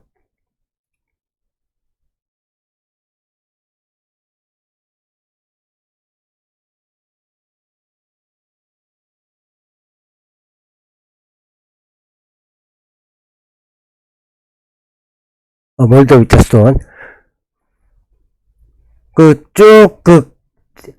멋진 길을 갖다 통과해서 들어오시면 이 마을 들판에 이렇게 수도원이 있어요. 수도원이 들판에 있어요. 여긴 뒤쪽에 산들은 안 보여요. 근데 좀 이따 보시는데 수채비차 수도원이랑 비교하시면 수채비차 수도원은 이 산 언덕 아래에 이렇게 딱 있고요. 여기는 이 들판에 있어요. 몰도비차 수도원은. 몰도비차 수도원은 루마니아에서 가장 아름다운 숲을 자랑하는 몰도비차 계곡 중턱에 자리 잡고 있다. 가장 아름다운 숲이에요. 제가 가본 중에서 정말 가장 아름다운 숲으로 저는 손꼽을 수 있어요. 페트로 라네시에 의해 1532년에 건축되었으며 복음을 기념하기 위해 세워졌다. 후머스도원과 마찬가지로 아치형 벽으로 둘러싸인 개방형 입구가 있는 것이 특징이다. 창문과 문은 전형적인 중세의 고틱 양식을 따르고 있다. 여기도 후머스도원과 마찬가지로다가 중간에 아치형 문이 이렇게 있어요. 근데 여기 가운데 있는 게 아니라 뒤쪽에 이렇게 아치형 문이 있고요. 이렇게 아치형 문으로 들어가시면 되고요. 프레스코 성화들은 후머스도원의 벽화를 그렸던 장인 토마가 이끄는 화공들이 1537년에 그린 것들이다. 후머스도원 벽화 그린 사람들이 똑같이 그렸어요. 전체적으로 성자들의 후광이나 의상에는 강렬한 노란색과 오렌지색이 채색되어 있으며 초록색과 파란색과 붉은색이 배경에 채색되어 있다. 노란색과 오렌지색이 후광으로 많이 들어가 있다는 얘기. 성인들의 모습을 보면 노란색, 오렌지색. 이게 이 수도원의 특징이에요. 이 안쪽 벽면으로 다 이렇게 들어가면 보이는 데가 요런 벽화들이 있어요. 이것도 사후의 심판을 나타내는 벽화예요. 이렇게 보면 후광이 있는 사람들은 천국으로 가는 사람들, 후광이 없는 사람들은 다 지옥으로 떨어지는 사람들. 아치형 기둥 안쪽에 사후의 심판, 아치형 기둥 안쪽에 사후의 심판에는 지옥으로 향하는 수많은 이교도들의 모습이 담겨 있다. 특별한 점은 그 중에 이슬람의 성인 마호메드의 모습도 그려져 있다는 사실이다. 이 남쪽 벽면에는 두 개의 중앙 창문이 있는데 그 위쪽에는 성인들에게 바치는 창가가 그려져 있고 아래쪽에는 콘스탄티노플 공성전이 위치하고 있다. 역시 또 콘스탄티노플, 여기는 콘스탄티노플 공성전이 그래도 많이 남아있어요. 몰도비차 수도원에는. 이쪽 밑에 요 콘스탄티노플 공성전이 남아있어요. 데포드 쏘고 하는데 페르시아. 근데 페르시아의 얼굴이 아니라 터키인들의 얼굴이라는 거. 여기인데, 페르시아, 이게 페르시아예요. 아, 페르시아가 아니라 여기가 이제 콘스탄티노플이에요. 콘스탄티노플이 이게 방어하는 거예요. 외적을. 요 외적들을. 그런 내용을 갖다 이렇게 그려져 있고요. 요, 창문 옆에. 남쪽 벽면에 좀 더 오른쪽에는 작은 창문 하나 더 있으며 그 주변을 예수의 조상들을 표현해 놓은 2세의 나무, 아르보렐레 루이 2세, ESA 또는 뭐라 그러면 이삭, 아브라함은 이삭을 낳고 이삭은 누굴 낳고 마태복음 1장인가요? 마태복음 처음 하여튼 시작할 때 아마 여러분 성경책 읽으신 분은 알겠지만 그 얘기가 나와요. 그러니까 예수님까지 뭐 다윗은 누굴 낳고 해가지고 쭉 나오는데요. 요게 이 이삭의 나무, 요것도 많은 수도원들에서 공통적으로 나타나는 그런 벽화예요. 이렇게 해가지고 여기도 노란색 주황색이 두드러지고요. 요거 이제 채도를 일부러 높여놓은 건데 창문 옆에 이렇게 해가지고 요쪽에 이 예수님의 계보예요. 누구 낳고 저는 이제 봐도 지금 누가 누군지 모르겠는데 요쪽에 자세히 보면은 여기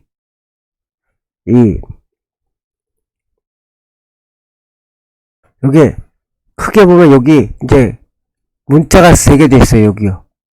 여기 조금씩 이렇게 보이실 텐데요, 여러분들. 여기 끼릴 문자가 3개 돼 있는데 저는 요 끼릴 문자 읽을 수가 없기 때문에 이렇게 끼릴 문자가 여기 3개 돼 있어요. 요 끼릴 문자가 누군지를 가리켜 주는 거예요. 누구는 어떤 일을 했고 뭐 이런 걸 갖다가 알려줘요. 여기서 이렇게 조금 그 사람 이름이 나와요.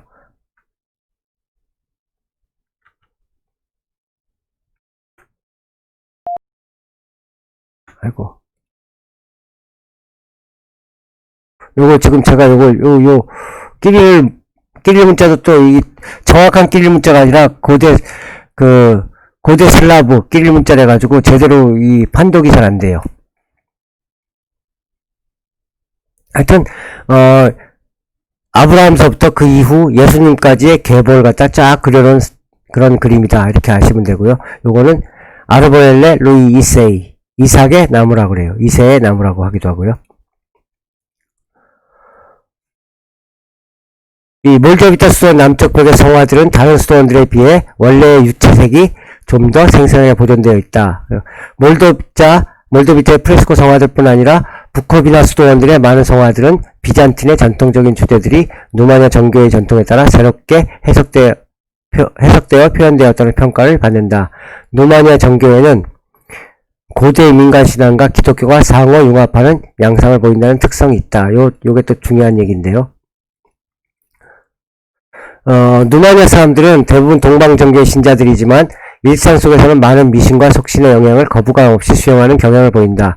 그들은 나고 자라고 결혼하고 낳고 죽는 평생이 통과일 뿐 아니라 매년의 세시풍속을 거의 모두 정교와 연결시켜 놓은 동시에 고대로부터 내려오는 이교도적인 풍습이나 사상도 완전히 배척하지 않고 일상의 삶 속에 접목시키고 있다.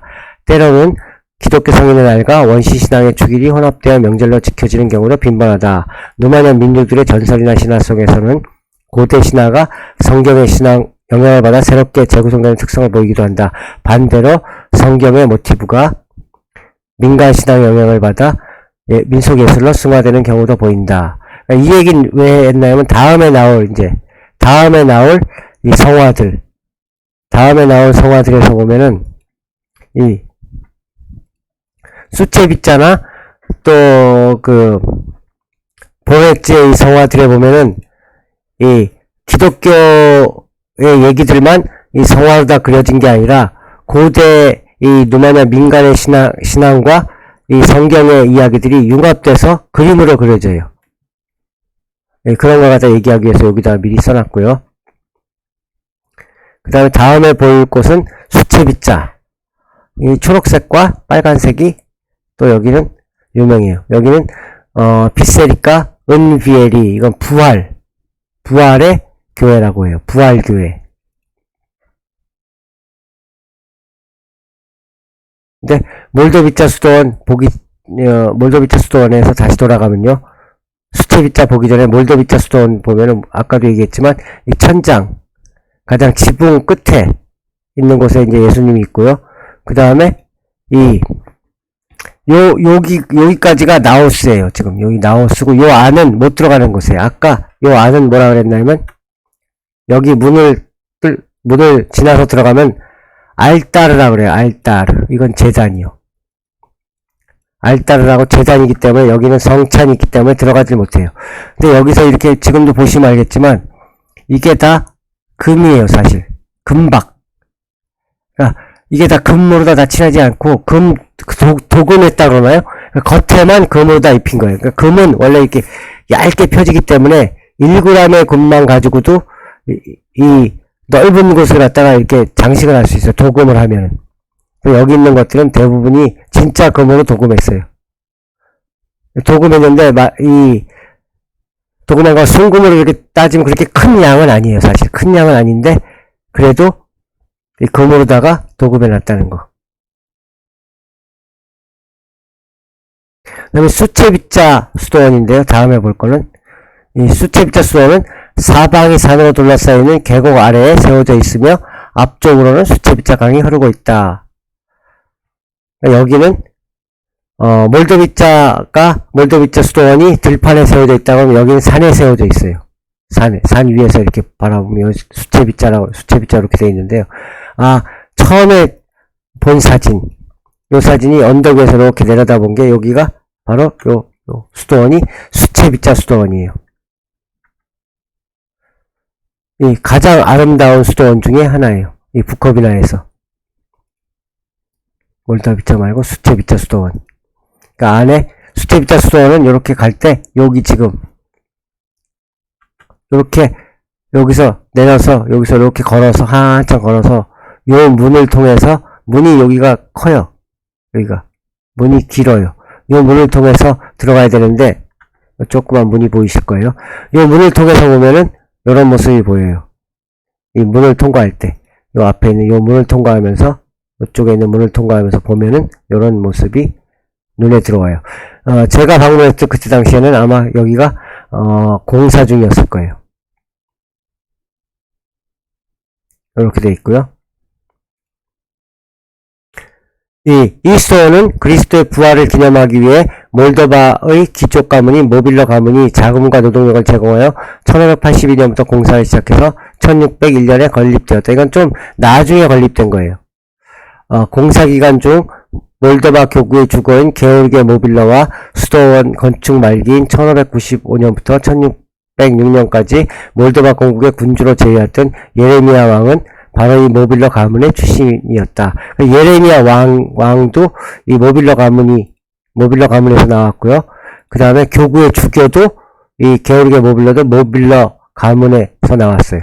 그래서 여기는 귀족이 진 게 아니라 이 왕가가 지은 거기 때문에 여기 이게 나와요. 모빌러 가문이 지었는데 모빌러 가문은 왕도 배출했고 그 다음에 주교도 배출했어요. 이렇게 아치형 지붕이 있고요. 수채비자 수도원은 슈테판 대제나 그의 아들 페트로 라의 시절에 세워진 여러 다른 수도원들보다 수십 년 이후에, 한참 나중이에요. 한 수십 년, 100년에서부터 수십 년 이후에 세워졌지만 건축 양식은 이전의 수도원들에 비해 크게 달라진 점은 거의 없다.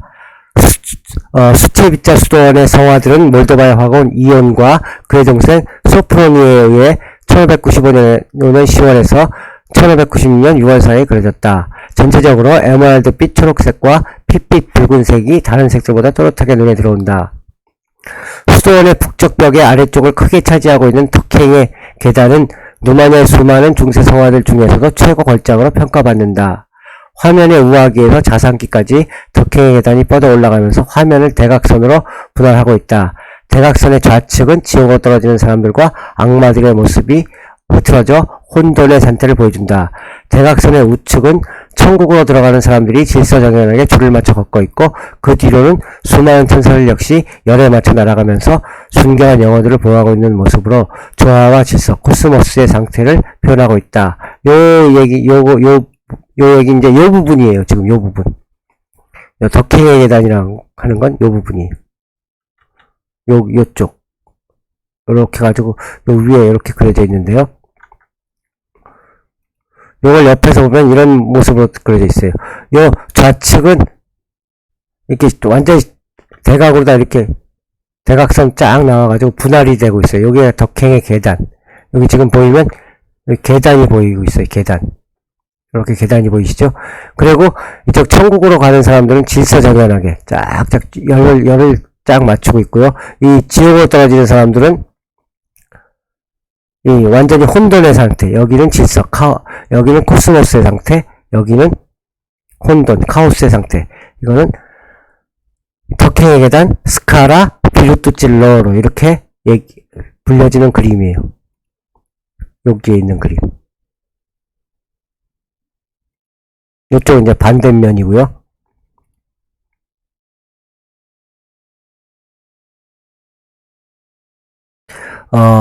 요거는 또 이제 누마니아 신화랑 이제 연결이 되어 있는데요. 누마니아의 민간 전설, 신화랑 많이 연관이 되어 있어요. 누마니아 사람들은 종교적으로 경건한 삶을 살았던 사람이 죽으면 천상 낙원이 라이로 들어가게 된다고 믿는다. 죽은 자의 영혼이 창공에서 천상 낙원 라이로 들어가기 위해서는 99개의 관문을 거쳐야 한다. 각각의 관문들에는 바메쉬, 버즈두훌루이. 근데 창공의 세관원들, 이거 우리말로 직역하면은 이거 세관원들이에요. 창공에는 세관원들. 그러니까 바메쉬는 뭔가 하면 여러분들이 그 비행기 타고 가시면 공항에 입국할 때 입국 심사하는 사람들이 있어요. 부스 안에 이렇게 들어가 있어가지고 그 사람들이 바로 바메쉬예요. 그러니까 이 입국 심사관이라고 보면 돼요. 입국 심사관. 이 창공의 관문 심사자들이지만 역할로 보면 영원의 심판관들로 번역하는 것이 이해하기 쉽다. 뭐 이렇게 했는데요. 그냥 하여튼 입국 심사관들이에요. 저기 천국으로 가는 심사관들. 여기 천국의 심사관이요. 이렇게 있어요. 근데 이 각각의 관문들에는 바메시 버즈돌루이가 지키고 서서 영혼들이 살아생전의 지은 죄를 한 가지씩 심판한다. 관문들을 지키는 바메시 버즈돌루이는 보통 성자와 악령이 함께 짝을 이루고 있는 모습으로 표현된다. 이들 중 악령은 털끝만한 자비심도 없어서 죄가 있는 영혼은 누구라도 단호하게 땅이나 지옥으로 내쳐버린다. 지옥은 이하드라 그래요.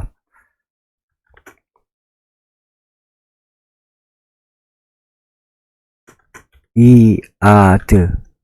지옥은 이하드라고 하고요. 천상은 낙원은 라이.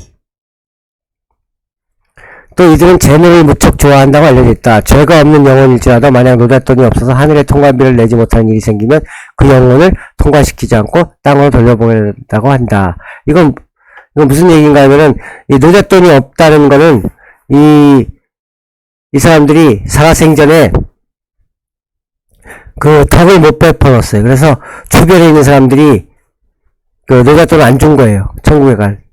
그러니까 평소에 그 살아생전에 덕을 많이 베푼 사람들은 주변 사람들이 이 노잣돈을 많이 쥐어줘요. 그러니까 노잣돈이 없다는 거는 그만큼 자기도 구두사로 살았기 때문에 그렇다. 그래서 이 바메시 버즈돌루이 이 심사관들이 노잣돈 없는 영혼들을 통과시키지 않아요. 그러니까 라이로 가는 마지막 관문에는 뿜떼아 라이올루이라는 게 있는데 낙원으로 가는 외나무 다리가 놓여 있는데 그 아래는 이하드의 입구가 입을 벌리고 있다. 이 다리는 깊은 어둠으로 둘러싸여 있고 항상 광풍이 휘몰아치고 있어서 한 번만 발을 잘못 디디면 그 즉시 아래에 있는 지옥의 입구로 떨어져 버린다. 순결한 영혼만이 이 다리 앞에서 빛의 날개를 받을 수 있다. 그 날개를 달아야만 이 다리를 무사히 통과할 수 있으며 날개를 받지 못한 자는 아무도 이 다리를 통과할 수 없다. 이런 그 신화가 있는데요. 이 수채빗자 수도원의 덕행의 계단은 바로 이 푼떼아 라이올루이 이 낙원으로 가는 외나무 다리 이 낙원으로 가는 외나무 다리에 관한 이 누마니아 신화를 모티브로 삼고 있다. 이렇게 보시면 돼요. 여기서 보면은 여기 지금 요게 바로 요 사다리가 이렇게 있는데요. 요게 푼떼아 라이올루이에요. 요 사다리들 이렇게 있어요. 지금 사다리들. 근데 여기를 통과해야지, 이제 마지막 관문이에요, 여기. 여기는 이제 바람이 하도 몰아치기 때문에 이 날개를 갖다 받지 못하면 여기를 갖다 통과할 수 없어요. 날개를 받지 못한 사람들은 다 지옥으로 다 떨어져 버려요. 불구덩이 여기 불구덩이 표현을 해놨는데 여기 지옥으로다가 다 비참하게 떨어질 수밖에 없는 거예요. 그 얘기를 갖다가 여기 이 그림에다가 표현해 놓은 거예요. 그러니까 누마니아의 민간 신앙과 기독교의 그 신앙이 합쳐진 거예요. 이 얘기는. 그 다음에 또 루마니아 사람들은 자신들 스스로를 신앙인, 크리스틴이라고 부르며 살아간다. 그렇기에 살아생전에 정교의 모든 의식과 풍습을 지키며 공동체를 위해 무난하게 살았으면 라이에 갈 수 있다고 믿는다. 그런 반면에 이교도들이나 정교 전통의 풍습을 따르지 않는 사람은 이하드로, 지옥이죠. 이하드로 떨어진다고 믿은 것이다. 그 다음에 덕행의 계단 바로 위쪽으로는 창세기의 이야기가 사파로 나누어져 그려져 있다. 하나님이 아담과 하와를 만드는 모습, 천국에서 쫓겨난 아담과 하와의 모습 등이 그려져 있다. 이 창세기, 제네저라고 그러는데요. 창세기는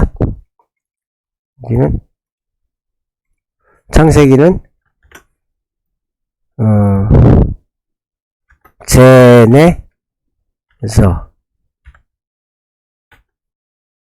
그러니까 덕행의 계단 위쪽에 그려진 것은 원죄를 지닌 인간들이지만 덕행의 계단을 통하면 낙원을 잃어버리기 이전에 순결한 인간 상태로 회복될 수 있음을 가르쳐주기 위함이다.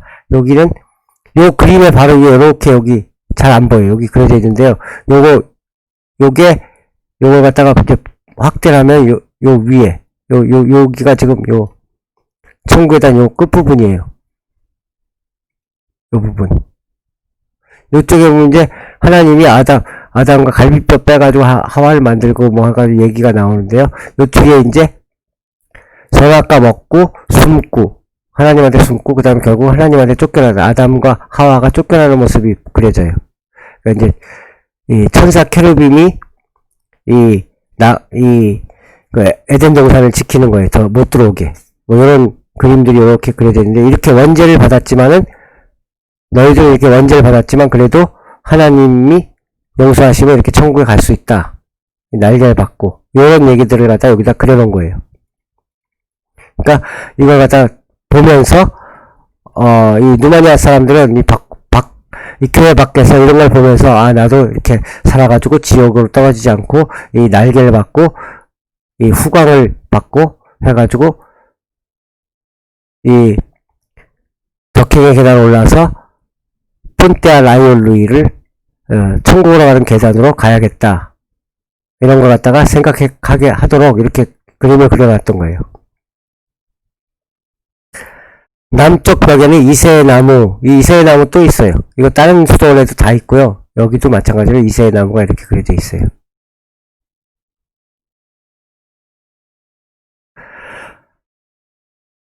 이 모든 성인을 바치는 기도, 뭐 이런 바치는 기도 등의 성화가 장엄하게 그려져 있다. 수도원의 서쪽 벽에는 벽화가 그려지다 마는데 화공위원이 성화를 그리다가 그만 사다리에서 떨어진 사고로 유명을 달리했기 때문이라고 한다. 서쪽 벽에는 벽화가 그려지다 말았다고 하는데요. 이쪽은 안 보여요, 지금. 서쪽 벽에. 이쪽 벽화가 이쪽에 그려지다 마른 부분이 있는데 이쪽 부분이 이렇게 그려지다 마른 부분이 있어요. 이쪽이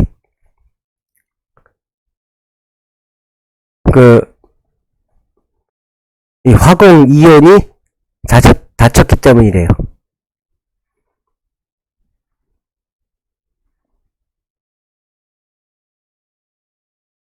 이쪽은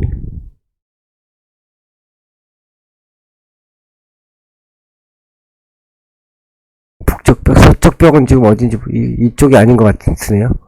서쪽 벽이 요쪽 서쪽 벽은 어딘지 잘 모르겠어요. 제가 요거는 못 찾아요. 어디 서쪽 벽이면 이쪽이나 이쪽인데 입구 쪽인 것 같은데 요쪽.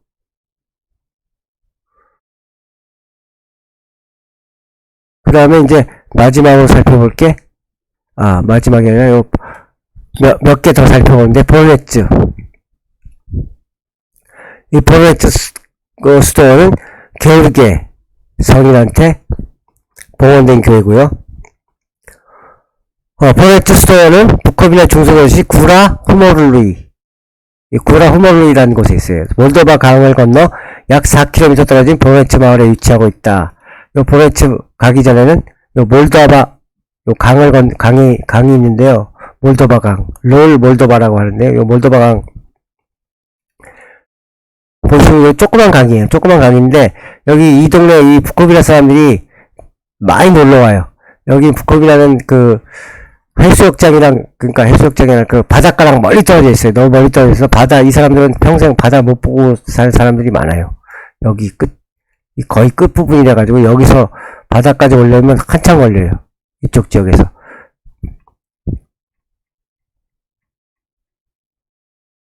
그래서 이 사람들은 이 강변에서 이렇게 해수욕 대신에 강변에서 이렇게 여름에 이렇게 일광욕도 즐기고 여기서 수영도 하고 재밌게 놀아요. 요 강을 건너면 나오는 데가 이 보르헤츠 스토원이라는 곳이에요. 보르헤츠 스토원이 누마냐 수도원들 중에서는 가장 그 벽화가 아름다운 그런 수도원이에요. 현재 보르헤츠 수도원이 있는 자리에 원래 나무로 지어진 작은 수도원이 있었다. 몰도바 공국과 오스만 투르크의 고된 전쟁이 계속되는 시기에 단일이라고 불리던 은두스도승이 이곳에 거처하면서 나라와 국민을 위해 쉼없이 하나님께 기도를 드렸다 한다. 이 소식에 감명을 받은 몰도바 영주 스테판 대제는 나무 수도원의 자리에 아름다운 석조 수도원을 건설하여 게오르게 성인에게 봉헌하기로 하였다. 추춧돌에 새겨진 바에 의하면 건축공사는 1488년 5월 26일부터 같은 해 9월 14일까지 약 4개월에 걸쳐 진행되었다. 이 교회는 스테판 첼마레가 직접 세운 교회라고 알려져 있어요. 요 보르헤츠 수도원은.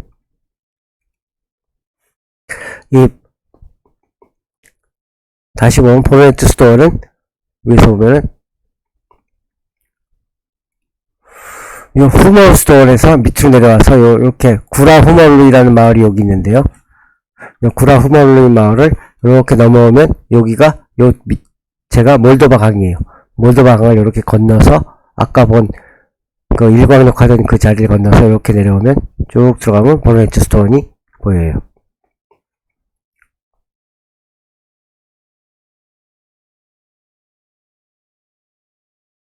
보르헤츠 스토원 쪽에 있고요.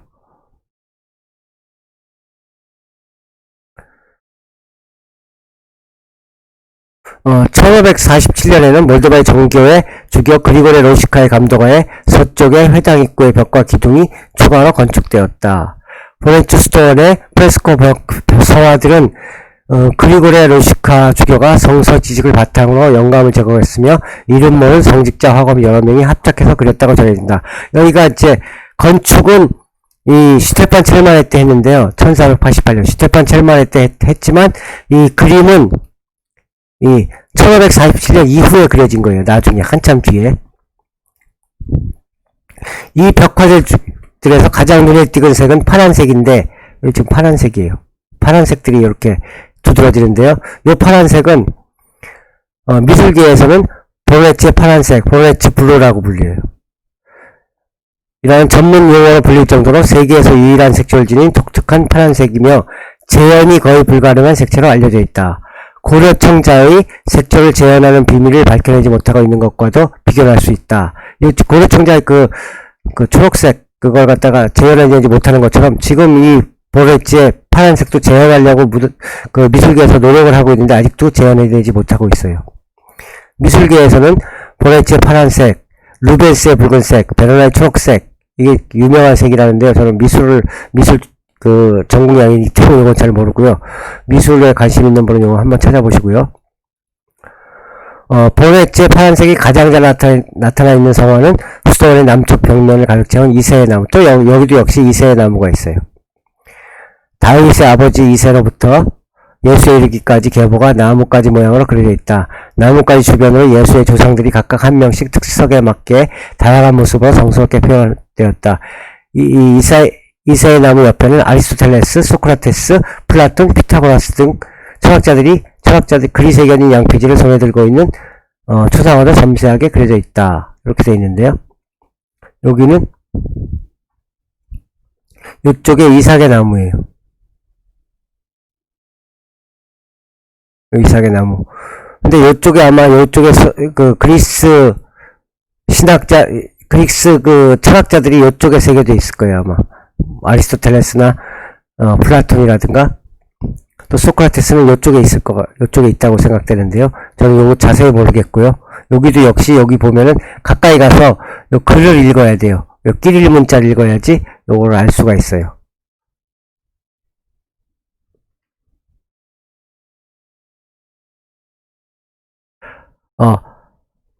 서쪽 벽면 전체 그려져 있는 사후의 심판은 다섯 층의 화폭으로 이루어져 있다. 이게 가장 유명한 이 사후의 심판 중에서 가장 유명한 그림이 이 보헤츠 수도원에 있는 이 그림이에요.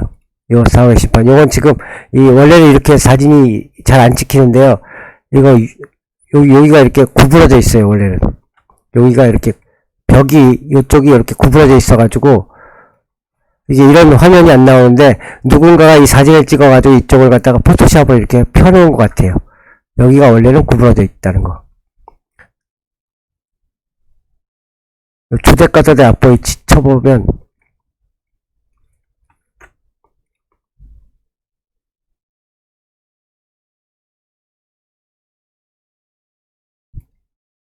여기 뭐가 이렇게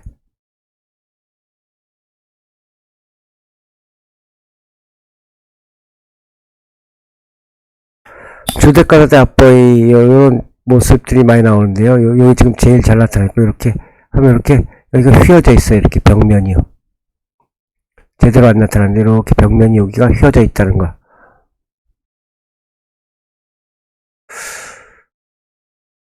다른 수도원에서도 이 주택가서대 앞보이의 얘기는 다른 수도원에서도 많이 나타나는데요.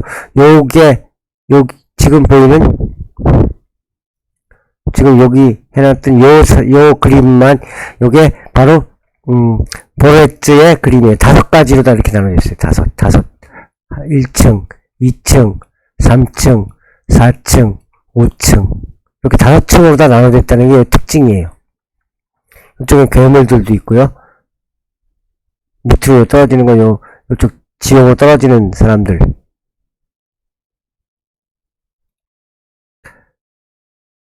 근데 요거는 천국과 지옥의 모습, 하나님의 모습, 천사들과 악마들의 모습, 순교한 성자들의 모습, 상상 속의 괴물들의 모습 등을 그려놓은 이 거대한 화면 안에 성서 이야기뿐 아니라 다양한 민간신앙의 내용들도 포함되어 있다.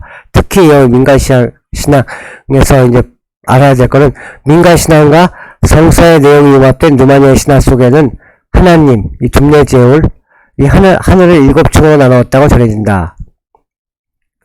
다음의 이야기가 북커비나 지역 수도원들의 사회 심판을 주제로 한 프레스코의 화면 상층부 성화들의 공통된 모티브가 되었다. 다음의 이야기는 뭔가요? 하늘의 첫 번째 층은 해와 달이 지나다니는 길이 있는 곳이고 두 번째 층의 하늘에는 기후를 관장하는 쓴틸리에나 용을 혼내주는 쓴지오르즈 이런 성인들은 나중에 누마니아 종교문화 시간에 자세히 설명할 건데요. 그거 보시면 되고요. 성인들이 사는 곳이 있고 이들 성인들은 때때로 창공으로 내려와 구름을 움직여 땅에 비를 보내거나 해가 비치게 도와준다. 세 번째 층의 하늘에는 별들이 놓여있다. 어떤 사람들은 별들이 한 사람 한 사람의 운명과 연결되어 있는 호롱불들이라고도 한다. 한 사람이 태어나면 별이 빛나기 시작하고 그 사람이 죽으면 그 별들도 같이 사라진다고 믿는다. 또 다른 사람들은 별은 작은 구멍일 뿐인데 천국의 빛이 그 구멍을 통해 땅으로 비춰진다고 한다. 네 번째 층의 하늘은 땅과 창공의 일들을 돌보는 온갖 종류의 정령들과 선한 요정들이 사는 곳이다. 다섯 번째 하늘은 하나님이 선택하신 대천사들이 머무는 곳이다. 나중에 위대한 성인들이 돌아가신 후 영혼이 되어 이곳에 들어가기도 한다. 여섯 번째 하늘에는 아름다운 정원이 있고 그 정원의 한가운데는 일곱 번째 하늘과 연결되어 있는 거대한 전나무가 솟아있다. 그 전나무에는 맛있는 열매가 주렁주렁 열려있고 그 전나무 곁에 아름다운 꽃들에서는 감미로운 향기가 피어난다. 이 6번째 하늘은 노마냐 사람들이 라이라고 부르는 천국이 있는 곳이다. 하나님이 이곳에 가끔씩 내려오셔서 정원을 걸리며 세상 일에 대해 근심하시다가 가시기도 한다. 7번째 하늘은 오직 하나님만이 들어갈 수 있는, 하나님만이 들어갈 수 있는, 이거 잘못 썼네요.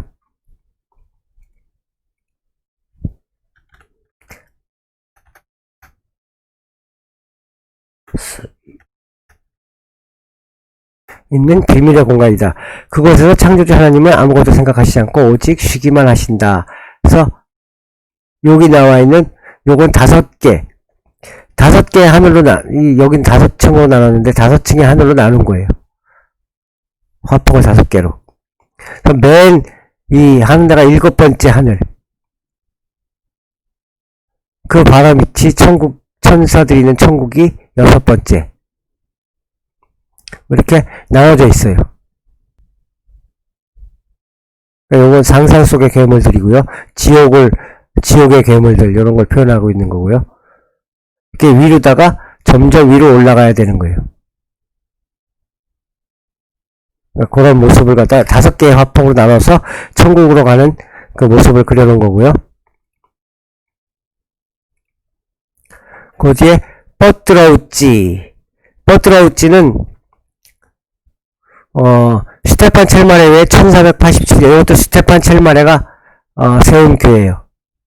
뻐트라우찌는 저는 여기를 갖다 안 가봤어요. 사실은 여기는 좀 멀어가지고 안 가봤는데, 뻐트라우찌는 저 밑쪽, 요쪽 수치아 아르보레에서 좀 더 내려가서 있는 곳이 요 뻐트라우찌. 그러니까 뻐트라우찌와 요쪽 보로네츠는 스테판 첼마레가 세운 교회다, 이렇게 하시면 돼요. 뻐트라우찌, 보로네츠.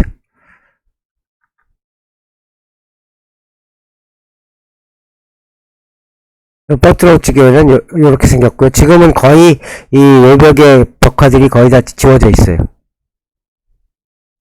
이 스테판 첼마레가 세운 수도원들 중에서 가장 먼저 세워진 수도원, 유네스코 문화유산 등재된 수도원 중에서 가장 오래된 수도원, 몰도바 양식의 수도원 중에서 가장 오래된 수도원, 내벽과 외벽에 프레스코화가 그려진 가장 오래된 수도원. 그래서 가장 오래된 것 때문에 유명해요.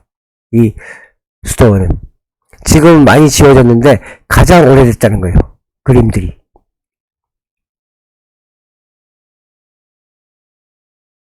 그리고 프로나우스에는 카발가다 스핀체이 쿠치 그림이 그려져 있는데, 이런 성상이 그려진 교회는 뻐트라우찌가 유일하다.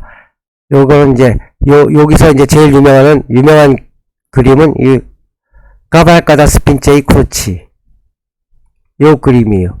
요 프로나우스 요 안쪽에 그려져 있어요. 요 바깥에는 지금 잘 안 보이고요. 요 안으로 들어가야지, 프로나우스 안으로 들어가야지 벽면에 이 그림이 그려져 있어요. 요 안쪽에 요렇게. 그러니까 요걸 갖다가 확대하면은 이렇게 해상을 높이면 이렇게 돼요. 이 성십자가 기사단.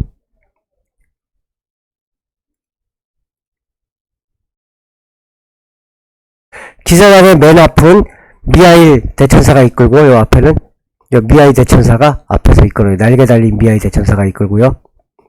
그 뒤는 콘스탄틴 대제가, 이 콘스탄틴 대제는 콘스탄티노플을 갖다, 그러니까 동로마 제국을 세운 황제예요. 300 몇 년경에. 이건 제가 정확한 연도는 모르고요. 그 바로 양옆으로는 게오르게 성인과 디미트리의 성인이 나머지 기사단을 이끌고 있다. 게오르게 성인은 용이랑 싸운 성인이고요. 이 디미트리의 성인도 유명한 성인인데, 이 디미트리의 성인에 대해서는 자세히 제가 또 공부를 해야 돼요. 이건 넘어가시고요.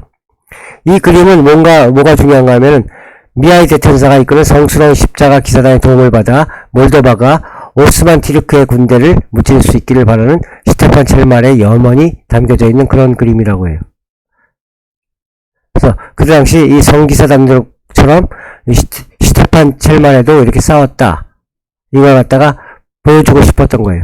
그래서 이쪽에다가 이렇게 그려놨고요. 그 다음에 그 다음에 나온 그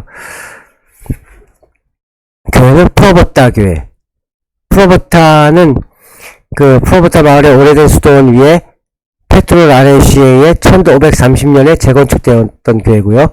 페트로 라레시와 엘레나 라레시 그리고 그들의 아들 스테판 라레시와 왕가의 가족들이 잠들어 있는 수도원으로 유명하다. 여기는 그냥 크게 뭐 외벽의 벽화나 이런 게 중요한 게 아니라 프로보타 같은 경우는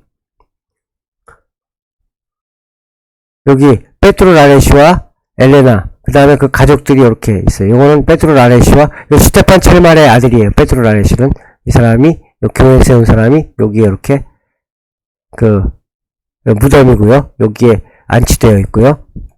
그 다음에 요거는 따블로 보티브라 그러는데 이 교회를 갖다가 이 페트로 라레시 가문이 이 교회를 갖다 봉헌하는 거예요. 하나님 앞에. 그 장면을 갖다가 앞에 들어가는 곳에다가 성화로다가 그려놓은 거고요.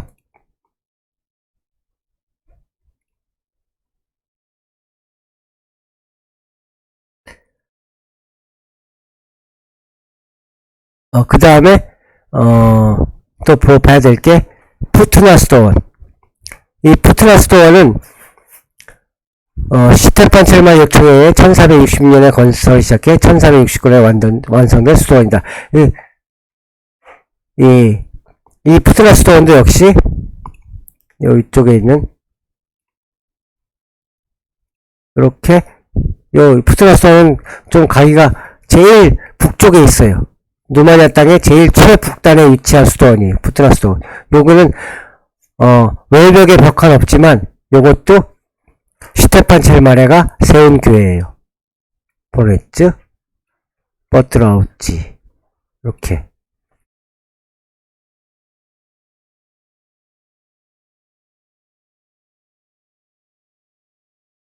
요 푸트나스도원은 이렇게 생겼는데요.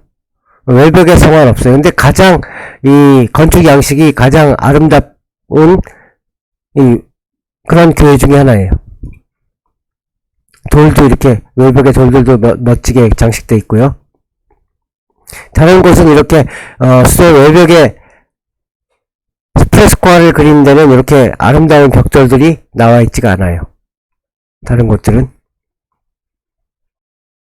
벽돌들이 아름답게 나와 있지 않고 여기 이런 데는 다 밋밋한데요. 다들 밋밋한데 요 푸트나스도어는 스테판 첼마레가 세운 요 푸트나스도어는 이렇게 외벽에 돌출되어 있는 이 기둥들이랑 벽들이 굉장히 아름다워요. 양식이.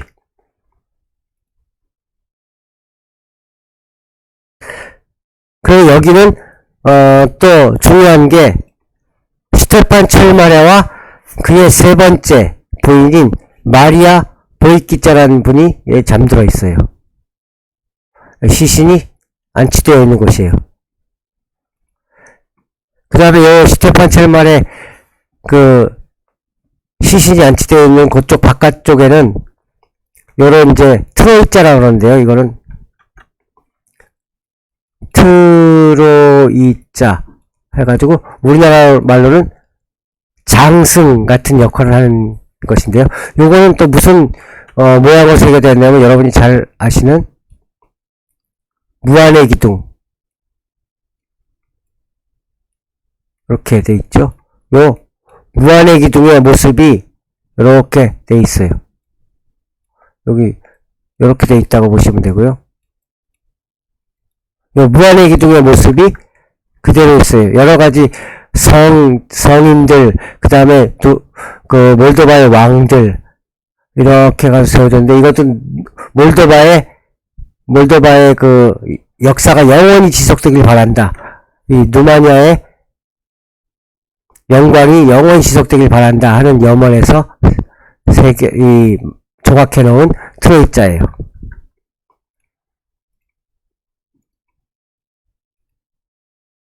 푸트나스도원 이렇게 있고요. 그 다음에 이 부코비나에서 또 알아야 될 곳은 이 수치아바라는 도시예요. 수치아바. 바로 위에 있는 수치아바라는 도시. 여기서 보면 여기 수치아바. 이 수치아바. 여기가 스테판 첼마레가 다스렸던 곳이고요. 1400년경부터 그러니까 1400년 이전에 1350년경일 거예요. 여기는 1350년경부터 수도가 돼가지고 1700년까지 이 몰도바의 수도였던 곳이에요. 근데 1700년 이후에는 여기가 합스부르크 제국에게 넘어가요. 요 부코비나 지역이. 고구의 수도가 됐던 곳이 요 수체아바라는 곳이고, 여기가 이 부코비나의 중심 지역이라고 보시면 돼요. 근데 여기 이제 볼 거는 그렇게 크게 많이 없고요. 수체아바는 이 체타테데스카운이라는 곳이 있는데요. 요렇게 생겼어요. 이건 체타테데스카운. 이 체타테라는 뜻은 성이라는 뜻이에요. 그 다음 스카운. 이거 여러분들 잘 아실 텐데, 의자라는 뜻인데요. 의자가 아니라 이거는 왕좌. 왕이 앉아있는 의자. 그래서 왕좌를 뜻해요. 왕좌의 이 성이다. 왕이 앉아있는 그 성이다.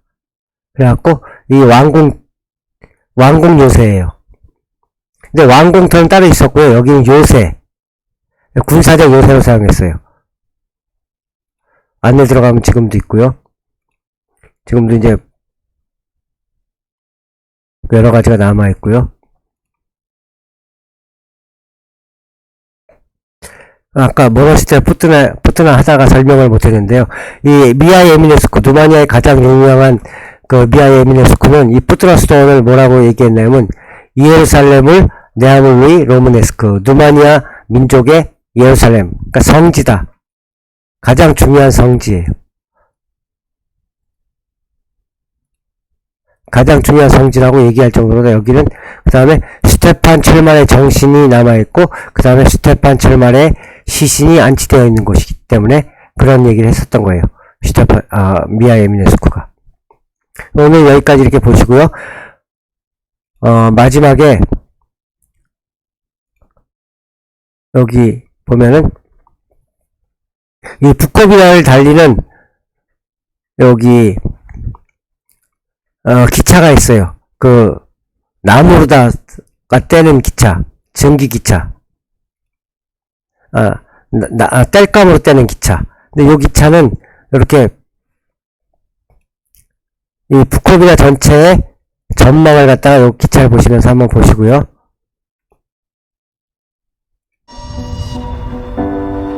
여기 이렇게 기차가 있는데요.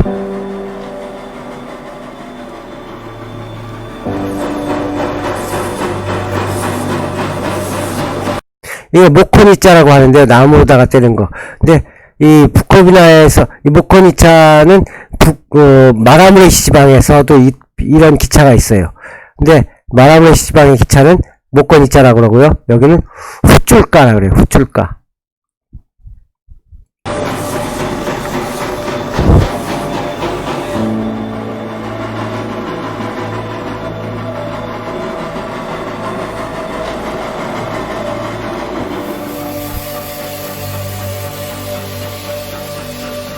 원래 여기 있는 기차가 아니라 나무 하는 기차예요. 여기 나무 실어가지고 날리는.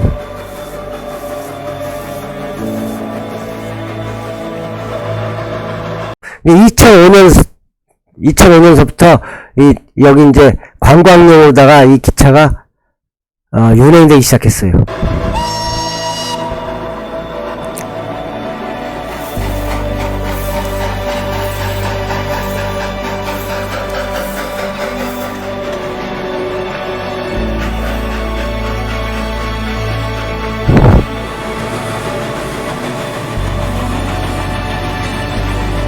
지금 12km 정도 거리를 갖다가 운행하고 있고요.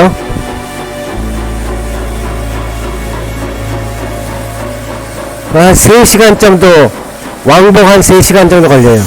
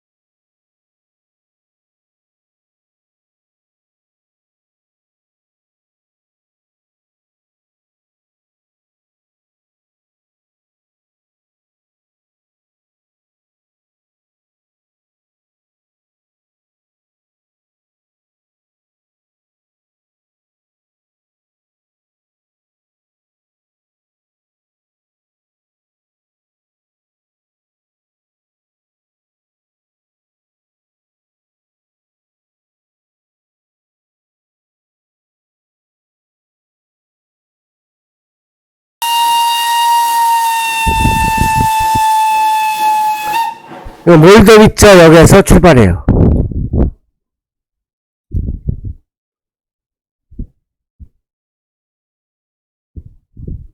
근데 요거는 지금 본 이 후출카 같은 거는 어디랑 또 비슷한가? 우리나라에 분천역이라고 있어요. 분천역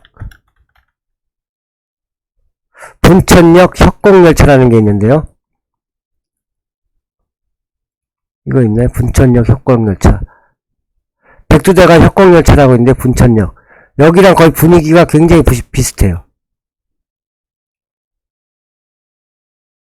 여기 보면 여기도 이렇게 지나가거든요. 근데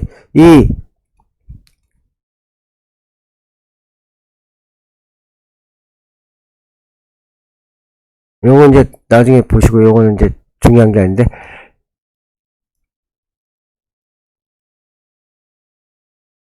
이 백두대간 분천역 협곡열차를 제가 예전에 타봤는데 여기랑 분위기가 너무 똑같았었어요. 아까 탔던 그 후줄가랑 그런 게 있고 나중에 여러분들도 부코비나를 못 가보시면은 혹시 기회가 되시면 분천역이라는 데가 있는데 분천역 협곡열차를 한번 타보세요.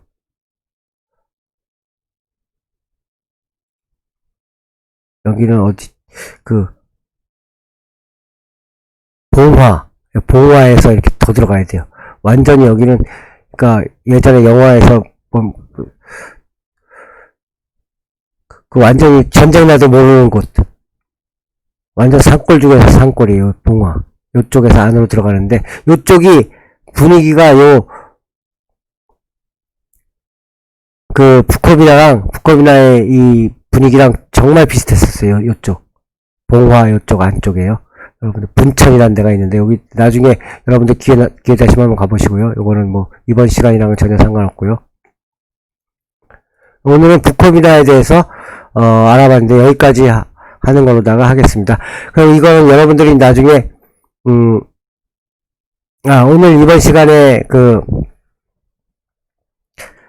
출석을 위한 그 퀴즈는 슈테판 첼마레가 세운 세 개의 수도원의 이름을 쓰시오. 이게 이번 시간에 출석 퀴즈입니다. 오늘 제가 좀 목소리도 좀 잘 안 나오고 약간 이 발음도 이상하고 그랬던 것 같은데 여러분들 좀 이해해 주시고요.